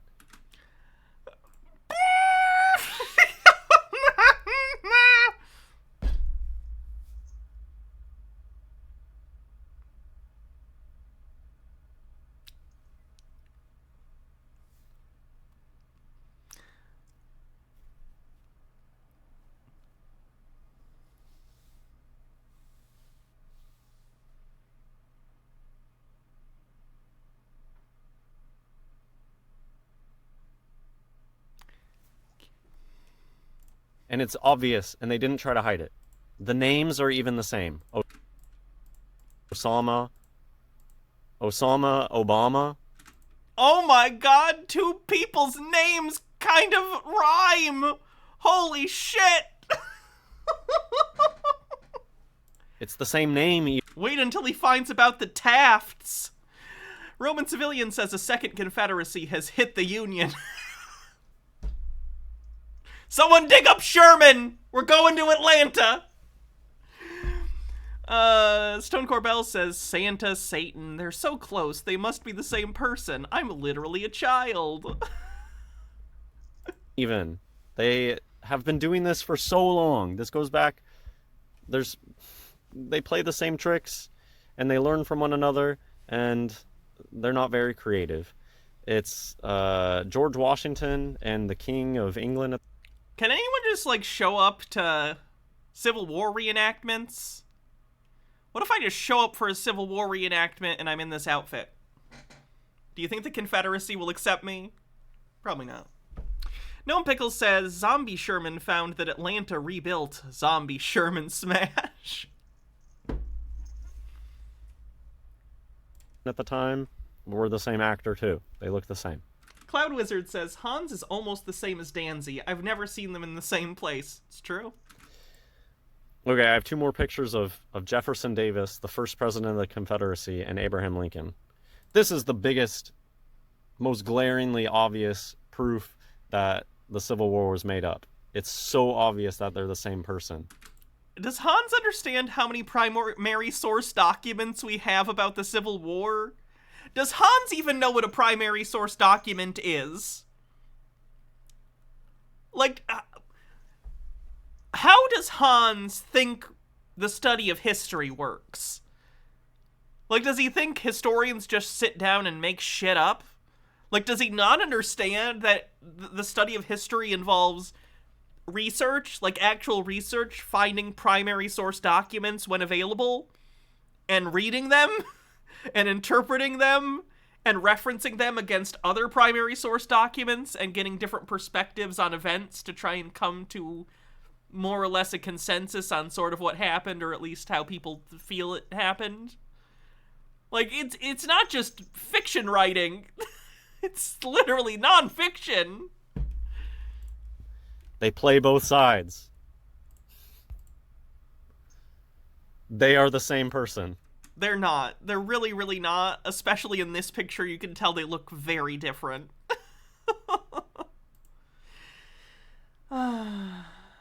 Let's see. Spongy Lord, thanks for 21 months, says life well spent. They literally just shave his facial hair a little different. It is the same person. It's not! They're not! Well, okay, that's it for this video. God bless. Hoo boy. Alright, what else we got?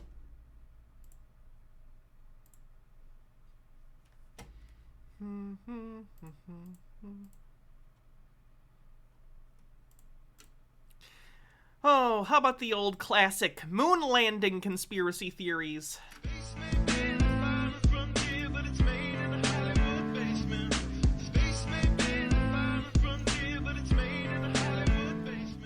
Mr. Gerson, you're gonna make an important announcement today. Of course. Whoa! Let's cut to the chase. You all know that 50% of the worldwide population thinks that man has never been on the moon. Come on. Is this guy for real? Well, yeah, there are all kind of conspiracy theories out there. That's what they said. It's not even close to, I think, 50%. But today, I'm going to show the truth. Today, the whole world will know that the space race was just a big lie!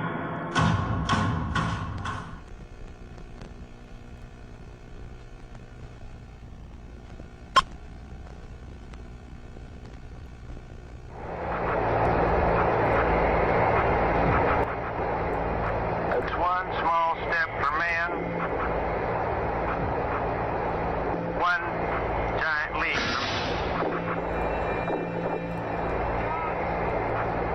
So, I guess you want to do it again.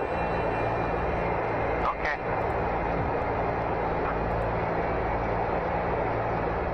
Hello, my name is Gene Gilmore.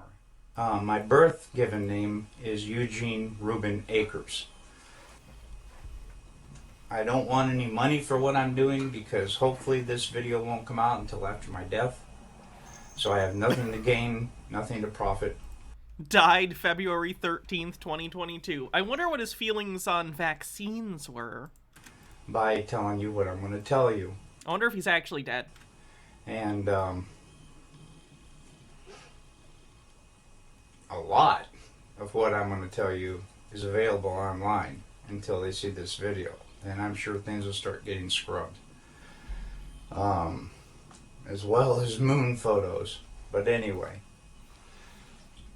My father, in 1968, was stationed at Cannon Air Force Base in New Mexico. I made notes on my computer.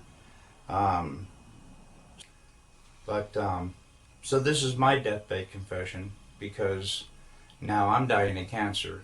I've got cancer all over the place. And oh, is this guy gonna pretend that he was involved in the moon landings and make a quote-unquote confession?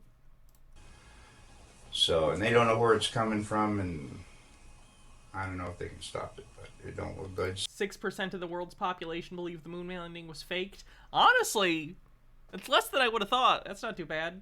So I'm going to go ahead and make this video for Bart Seibel.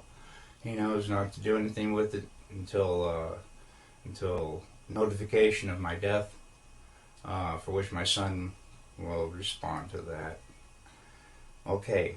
Like I said, in 1968, my father was stationed at Cannon Air Force Base in New Mexico. We lived in Clovis, New Mexico. He was in the military police for over 20 years, and on his deathbed in 2002, we made a recording of what happened. Now, I already told you what happened to the recording. But it doesn't matter, because all the facts are there, so it doesn't matter who's telling the story or whatever. I gotta look this guy's name up. Percent of the West. I don't want it as Eugene. Hello, my name is Gene Gilmore. Gene Gilmore. Moon landing. Let's see if Snopes has anything on it.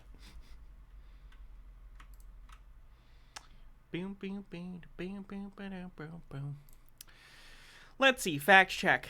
Deathbed confession video does not prove moon landing a hoax. Does a viral video describing a father's deathbed confession prove the US government faked the 1969 moon landing? No, that's not true. There's a significant amount of evidence that NASA landed on the moon, and experts' lead stories spoke with refuted claims suggesting otherwise. In the video, a man who identifies himself as Gene Gilmore, given name Eugene Reuben Ackers, aka Ackers, says his father was a NASA insider named Cyrus Eugene Ackers, who had confessed on his deathbed that he witnessed the US government faking the televised moon landing in a studio recording in 1968. Oh, so it's not even him saying he saw it. He's saying, my dad did a deathbed confession to me, and now I'm gonna deathbed confession you!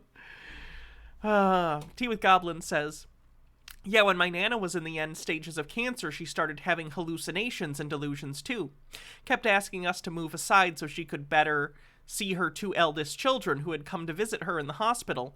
Two eldest who died in infancy. It was deeply sad, but also remarkably creepy. Deathbed confessions aren't always reliable. Oof. Hydrate.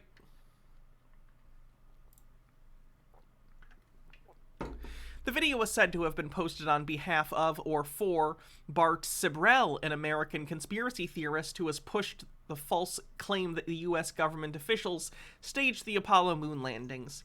The claim appeared in a Facebook post on September 13th, 2022. The post caption said, Eugene Reuben Ackers' moon landing hoax confession given to Bart Sibrel on his deathbed, posted by Bart yesterday. NASA refutes the claim in an email sent to the lead stories on September 20th, 2022. Surprise. I want to see who he is. Here we go. The man in the video claimed to be named Gene Gilmore, given name Eugene Ackers. The video was said to have been recorded on April 12th, 2020, and was made public after the confessor's death on February 13th, 2022. However, the man in the video did not provide proof of his identity, nor did he explain why he had changed his birth name. Lead Stories found an obituary for a man named Gene Gilmore that Brewer & Sons, a funeral home in Florida, published the day after the man in the video was said to have died. Though the man in the video and the man in the obituary look similar, we cannot definitively say that they are the same person. While the funeral home told Lead Stories by phone that they had done services on a man named Gene Gilmore at the Spring Hill facility, the Florida State Archives told Lead Stories that they had no records that a man named either Gene Gilmore or Eugene Ackers had in fact died in the state specified. We must report that neither the state archives nor the state library can confirm that Gene Gilmore or any of his aliases died on February 13th, 2022, or the authenticity of his obituary, as a spokesperson told Lead Stories in an email sent September 22nd, 2022. The man in the video claimed that his father was a military police officer named Cyrus Eugene Ackers. Lead Stories found a person by that same name recorded on the Find a Grave website as having died September 28, 2002, and buried in the Florida National Cemetery. However, we were not able to independently verify that the man in the video is indeed the son of Ackers. Ackers was listed as a sergeant in the U.S. Air Force who served in Korea and Vietnam. Lead Stories cross-referenced this information with the National Cemetery Administration. So he wouldn't be a military police then. That's not in line.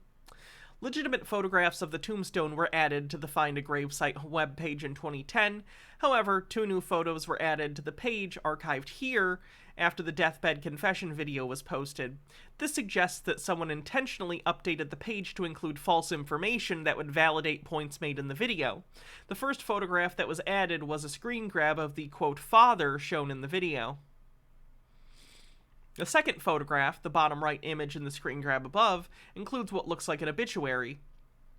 It reads, Ackers, Cyrus E. Gene, 69 of Hudson, died Saturday, September 28, 2002, at Regional Medical Center Bayonet Point.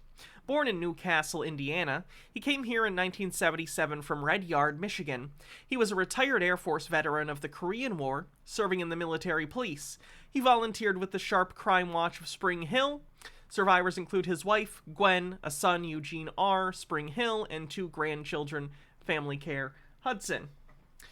But no public date nor outlet is listed. A verbatim Google search of the text did not return any results. Lead Stories reached out to find a grave to determine if it is possible to track who added the photographs. The man in the video presented what he claimed to be his father's badge number, either 07596 or D7596.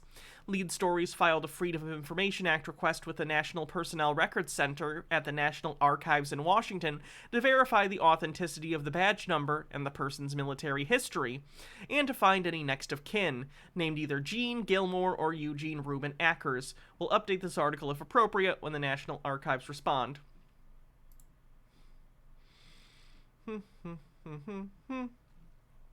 So seems unverified, seems like a hoax, seems like someone basically made this video and then tried to manufacture evidence to make it seem legit. Do you really believe that? That someone would just go on the internet and lie? Why would they do that?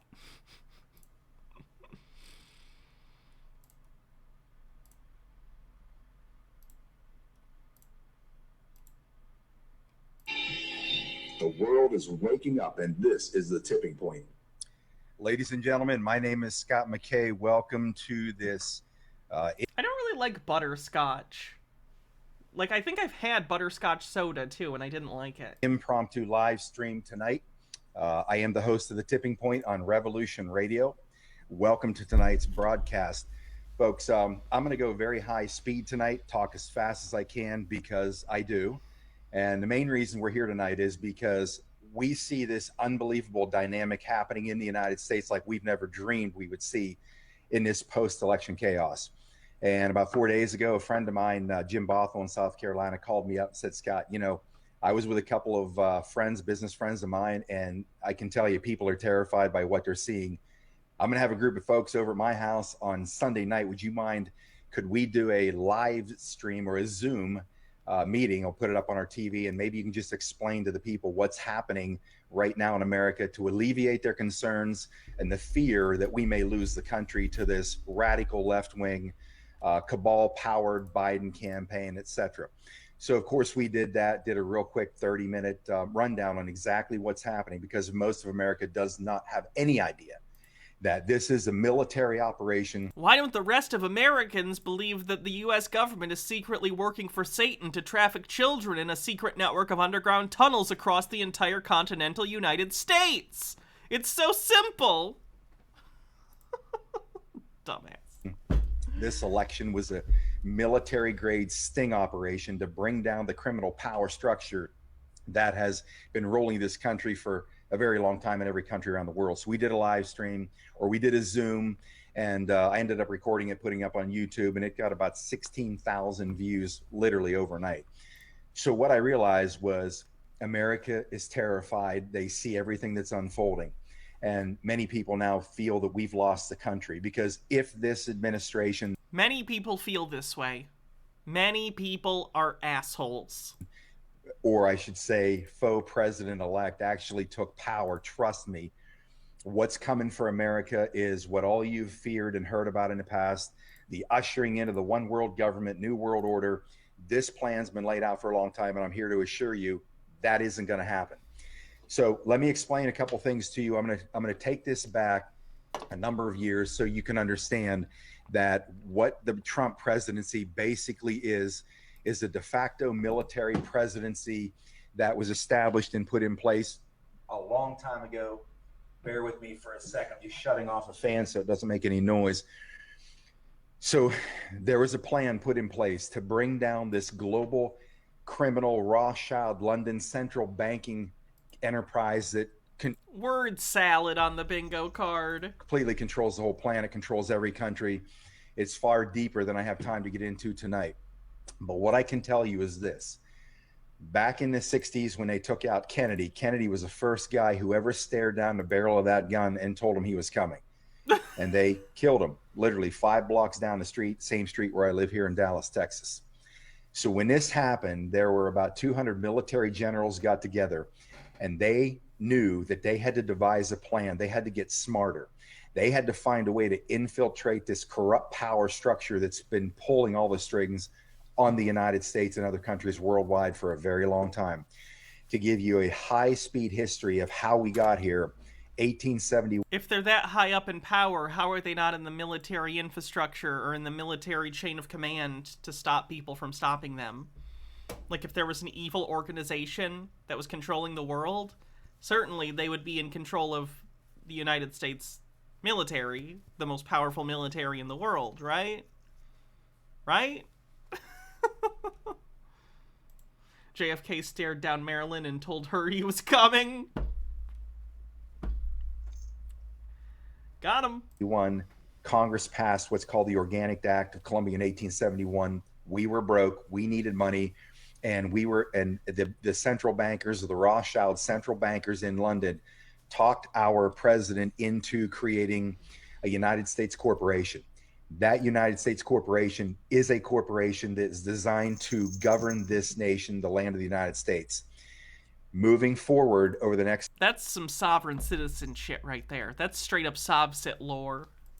Number of years, by the time we hit about 1910, 11, or 12, we had sold enough bonds to be able to have money to run the government, and the Rothschild central bankers bought up all of these bonds. And when it came time to pay the bonds about 1910, 1911, they couldn't. The money wasn't there. We weren't solvent.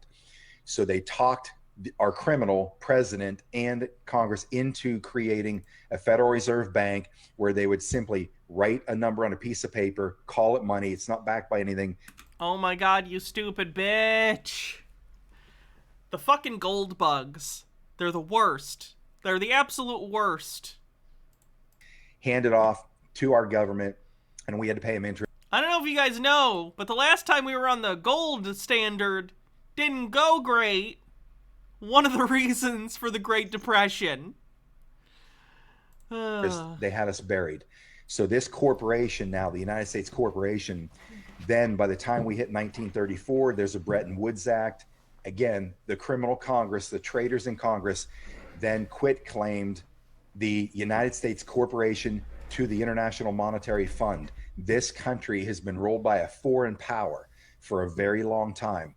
Fast forward to 1999, the second and final bankruptcy of the United States happened. There was a window and an opening to get control of the government. I'll do another show on this, on how David Wynn Miller and Russell J. Gold got control of the Title IV flag in the United States in an 18-day period after the bankruptcy, seized the Title IV flag, saved us from going back under the rule of the British Crown. Right about that time, this plan that I'm going to tell you about had been underway for decades. But in the last 20 years, we had our people, we'll call them the patriots, the alliance powers, which are patriots in the military, some politicians, some good guys, some business people, and 22 alliance nations around the world. And this alliance had been orchestrating the infiltration of all the global power structures that have been taken over in every country by this cabal. So now moving into 2015, we were truly at a tipping point. It was at that point in 2015 that Admiral Mike Rogers, a true American hero, a Navy admiral, was named commander of the NSA. That's when they knew, at that point, when they got control of the NSA has been cataloging, logging, recording every single email, every phone call, every text message, every form of communication, everything you've done. NSA has been surveilling and cataloging everything about your life and everybody's life. That became a weapon instead of a defensive weapon. It was an offensive weapon, national security agency designed to do one thing, to enslave humanity. The alliance powers, the patriots infiltrated the apparatus. They got control of the NSA. So now that the NSA has shown everything about all of our lives, good and bad, it also did one thing. It put every single one of these bad guys, all these criminals in government in Washington, D.C., big tech, multinational corporations, military industrial complex, the monarchies around the world, the Vatican, go down through the There aren't that many monarchies left, honestly. list. This is a massive corrupt power structure. Anyways, in 2015, they knew that was a tipping point. The U.S. military was prepared to launch a coup. People will go so far to avoid blaming, like, capitalism for problems. Jesus. Save this channel.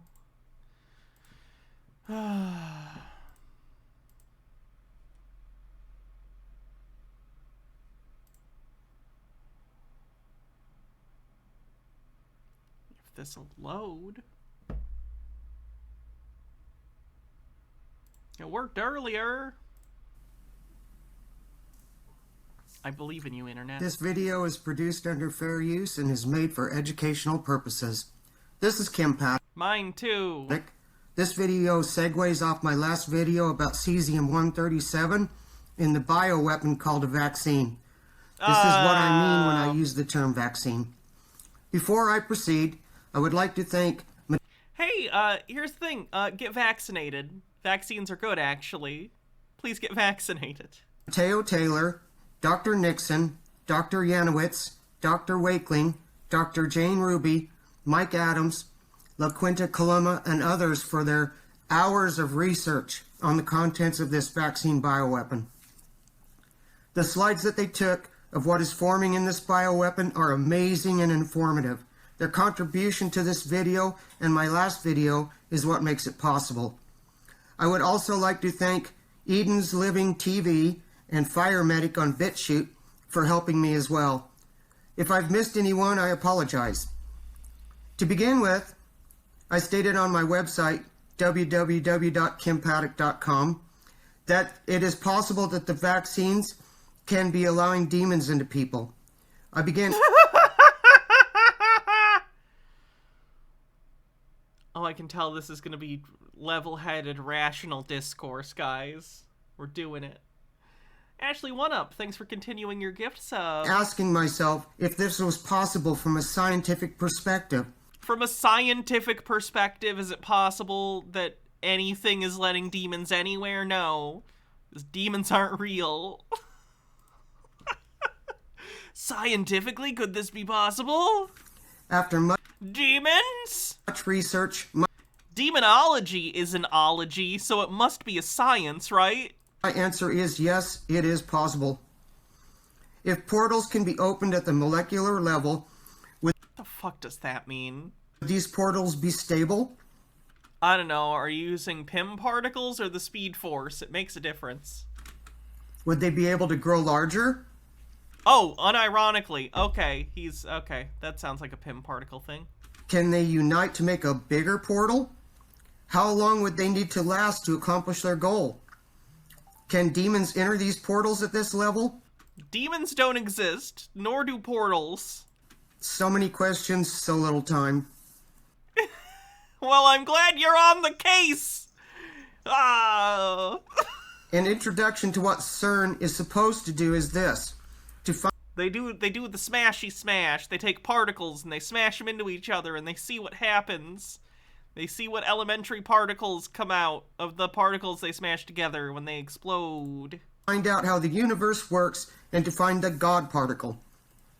This would be done by slamming subatomic particles into one another. They already did find it. The Higgs boson, they found it.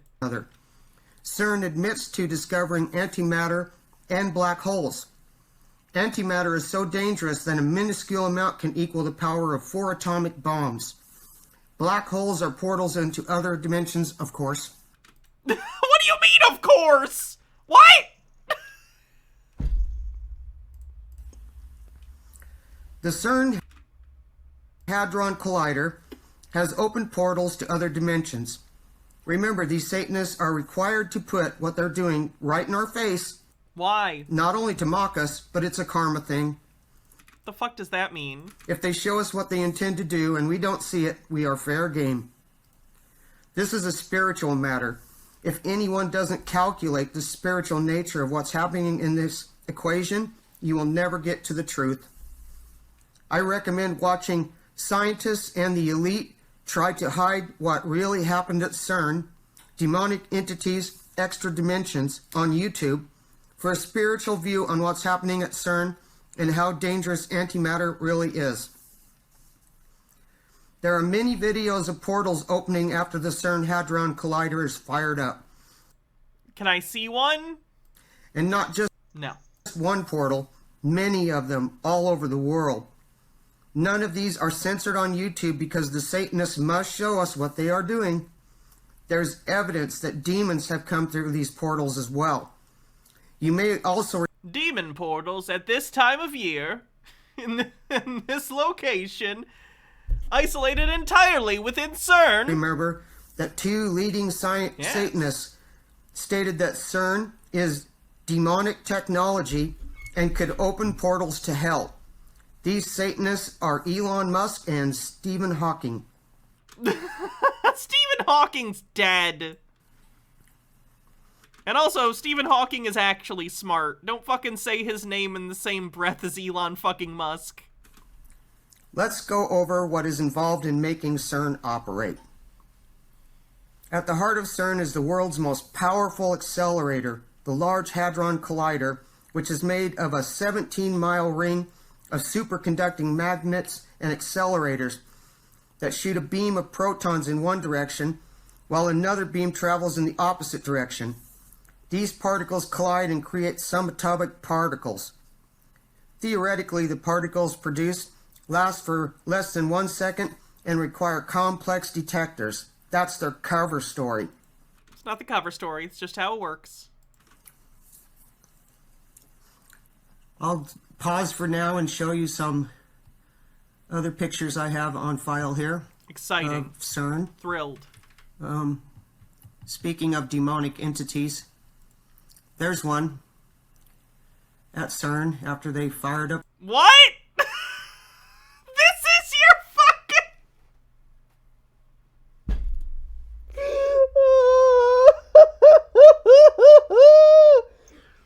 You can tell that it was definitely really taken at CERN because it says it. It says it. You can't just write things on pictures you badly Photoshop in Microsoft Paint.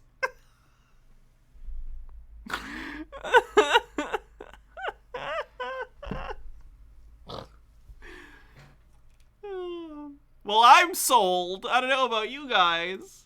A collider. Oh, and I'm pretty sure that's from like a movie or something. Does anyone recognize this from a movie or music video? Because it looks like it's from like a movie or music video. There's like 220 people here. Statistically, someone's probably seen this, right? Stone Corbell says, that Photoshop picture sure is spooky. Eh, folks? Are these people for real? Here is singer Billie Eilish. Oh, okay. Eilish. Okay. Showing you that, yes, that's what's happening.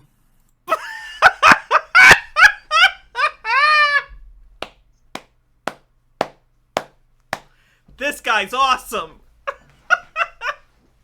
You can tell because of the way it is. They have to show you. And then there's this. Again, look at that. So it says CERN right there, so it must be a real video from CERN. This definitely isn't a thumbnail. That's a photo that someone did of a Backrooms ARG video. It is the Backrooms. I know.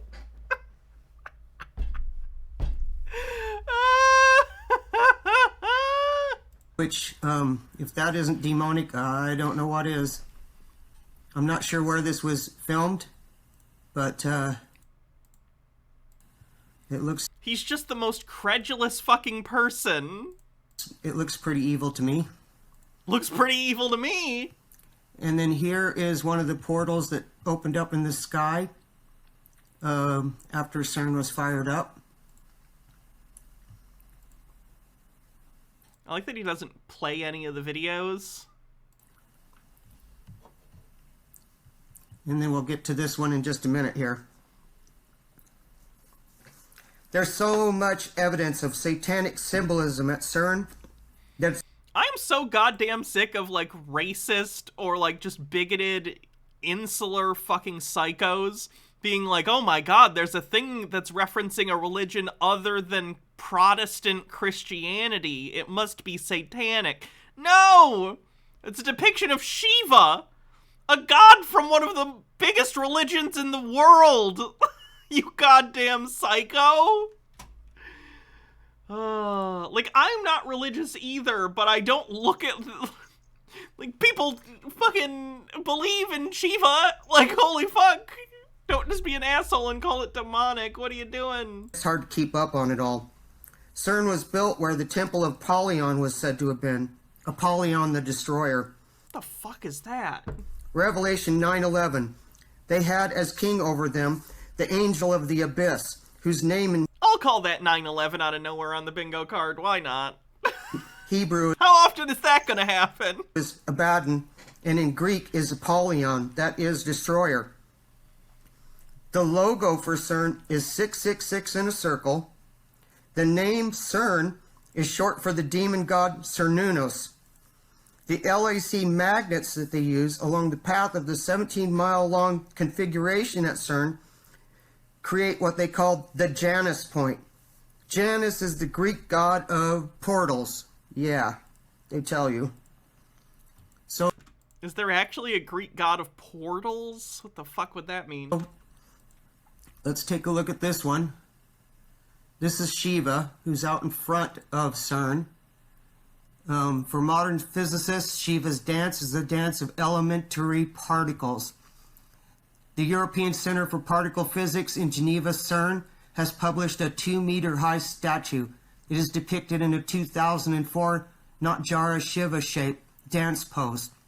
The dancing Indian god, representing the cosmic cycle of creation and destruction, also portrays the dynamics of subatomic particles that are the basis of the universe's formation being explored by physicists worldwide. Logarth, the 50-bit, says Janus is the two-faced god that's more associated with change from the past to present, like the god of transitions, pretty much. Oh, okay.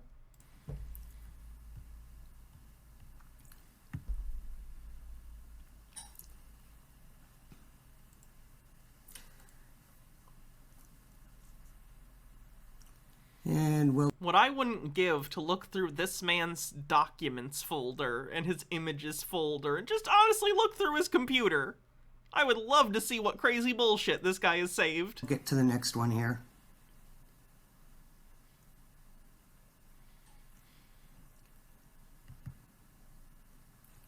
This is my opening picture, so we'll go back to it because I'm going to speak about these.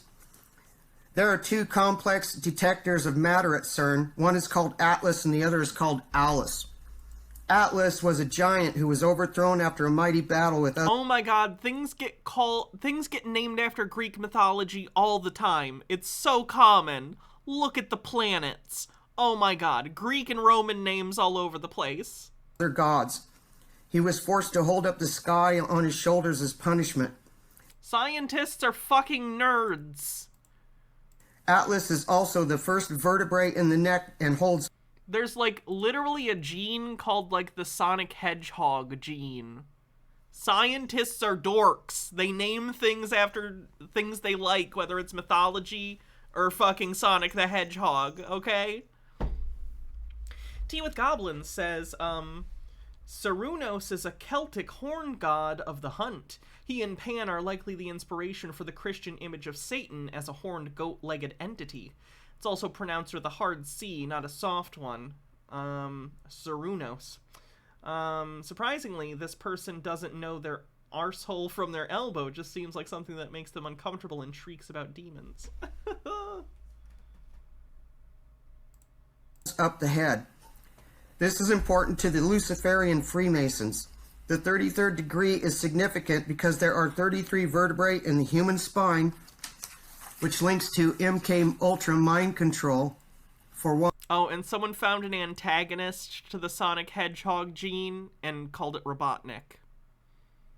So. One. At least I think I'm remembering that correctly. Alice is, of course, another term commonly used that means Satan, and is also part of MK Ultra mind control. See Alice in Wonderland. Yeah, we have numerology. The LAC magnet called Atlas is huge, and they say weighs as much as the Eiffel Tower. The other one, called Alice, operates in close conjunction with Atlas and the other LAC magnets. I'll be back in just a sec. I have to pee, like, really, really bad. 1 sec.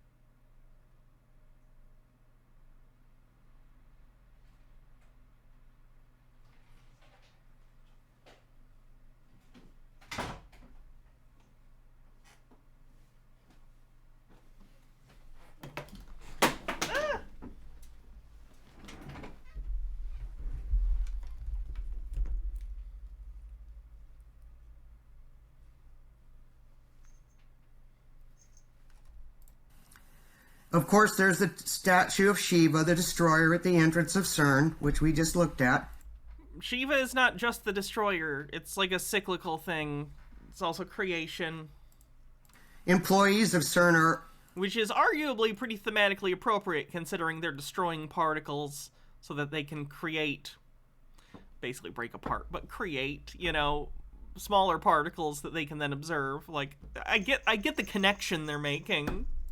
Seen doing the cosmic dance of Shiva in videos as well. So now we know why CERN is the biggest and most important Hadron Collider in the world. Its mission is to open the bottomless pit and unleash demons into this world. Racist misunderstanding of Eastern religion on the bingo card, yes. Now that we have established that the Satanists are opening portals using CERN and the other Hadron Colliders in the world to do as well, we can talk about the amount of power needed to run CERN. To operate just the facility, CERN uses 1.3 terawatts of power annually, which is enough to power 300,000 homes for a year. Okay, it's a scientific facility that teaches us about physics. I would imagine things that we learn at CERN and other, like, colliders. Like, I think people have a hard time understanding things that we take for granted every day. Radio, computers, things of that nature.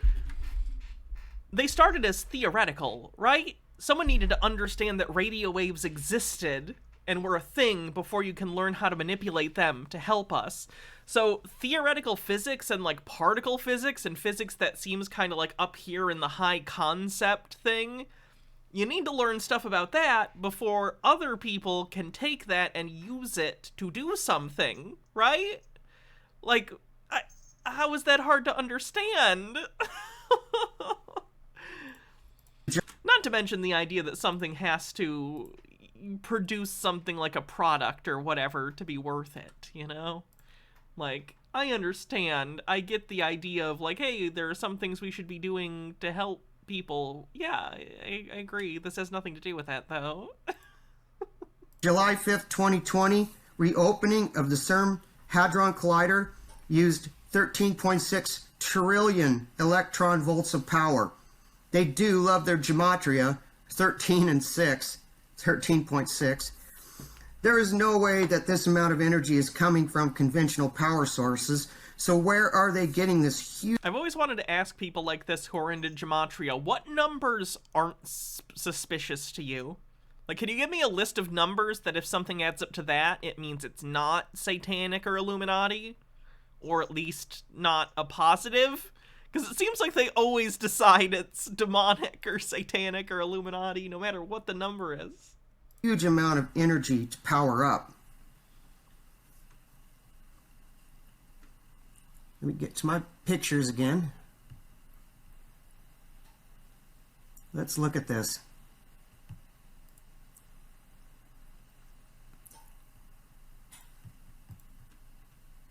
Oh, there's what CERN looks like overhead when they're pulling power out of the ether.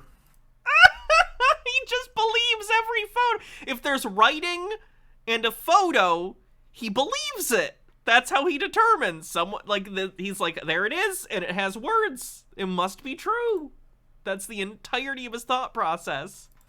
It's coming from the ether that's above our heads and all around us. See Nikola Tesla's free energy device powered by ether. The truth about the ether isn't real. Gnome Pickles with 50 bits says, big science machine scary. Big science machine need much energy that I no understand. Must hit giant science machine with rock. Ether has been hidden from us for too long. So let's take a few more pictures of this ether. Well, let's look at a few here. Ooh, that's some very high voltage going on there. That looks like a portal to me. Looks like a portal to me. Let's look at this one. Look at all that power up there coming down to power that thing, to open that portal.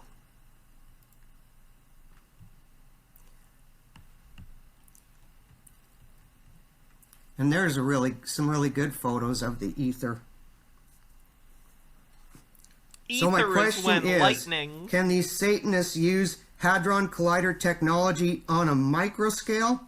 Small enough to put in the human body to be assembled at the molecular level? What? Multitudes of miniature CERNs that can be powered up all at once using the frequency of 5G units and cell phones?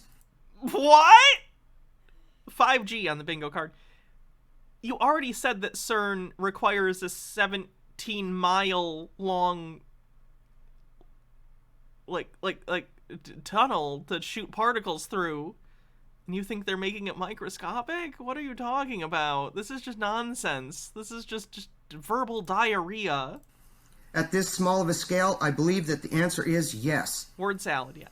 The first thing that must be in the vaccine bioweapon for this technology to operate in the human body would be computers. These computers are nothing like we've ever seen. These computers operate at the quantum level. I knew it. I knew he was going to say quantum. You gotta throw in quantum. Small. They're not based on traditional algorithms or math. So how do they work? Magnets are a big part of how these computers operate. Fucking magnets. How do they work? And magnets are a major part of how CERN Hadron Collider works as well. We have seen how the vaccinated are magnetic. No, we already tested that on stream. I think multiple times after I got the initial vaccine and I got boosted. It's not magnetic. I'll get to some photos. Here we go.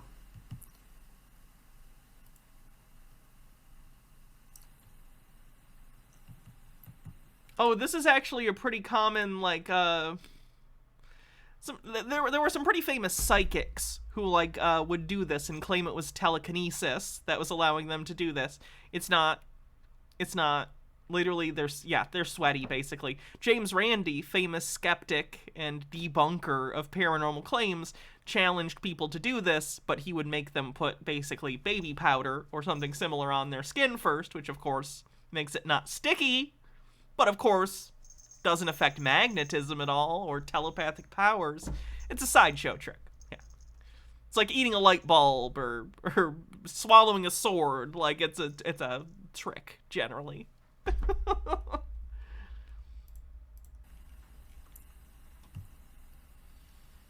And here's a video you can watch.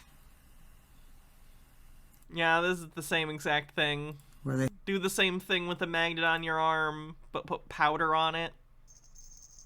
Have a magnet challenge, apparently.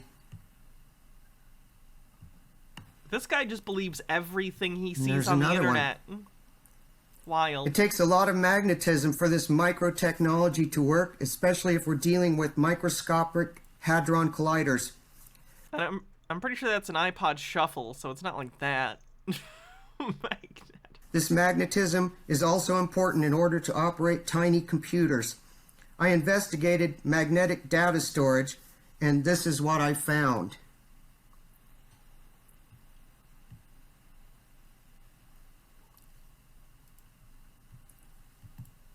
If it was magnetic data storage and it was in your body, all you would have to do to fuck it up would be to run a magnet over it. It would erase it like a VHS tape.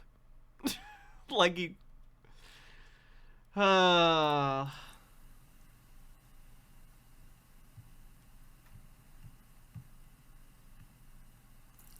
Take it down a little bit there so you can read it.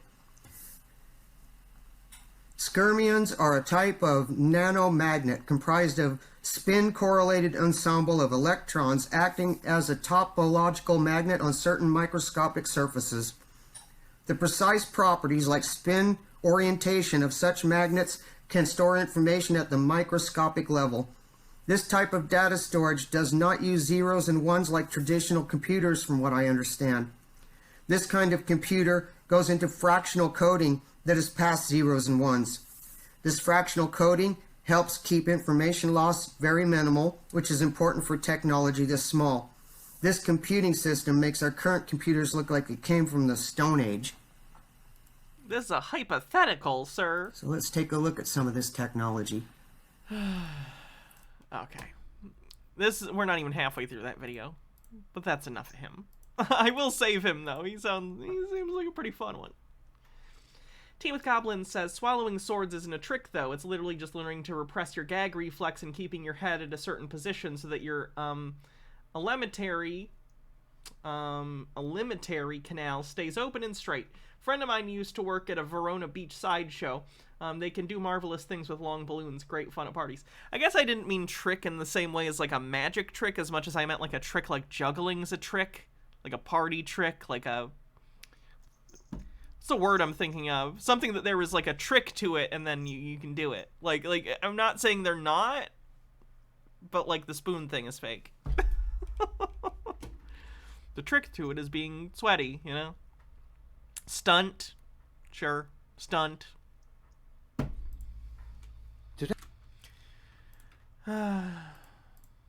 Alright.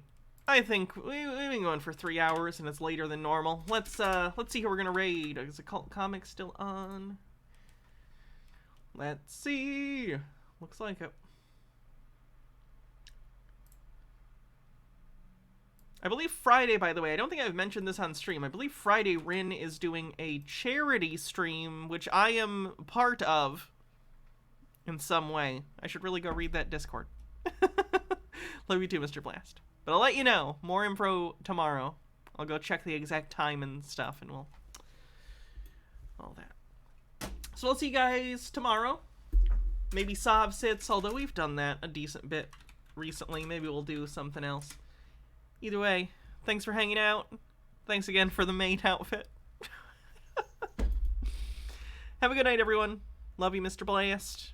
And, yeah, just have a good night. Bye. Oh, maid outfit. I'll do one. Yeah.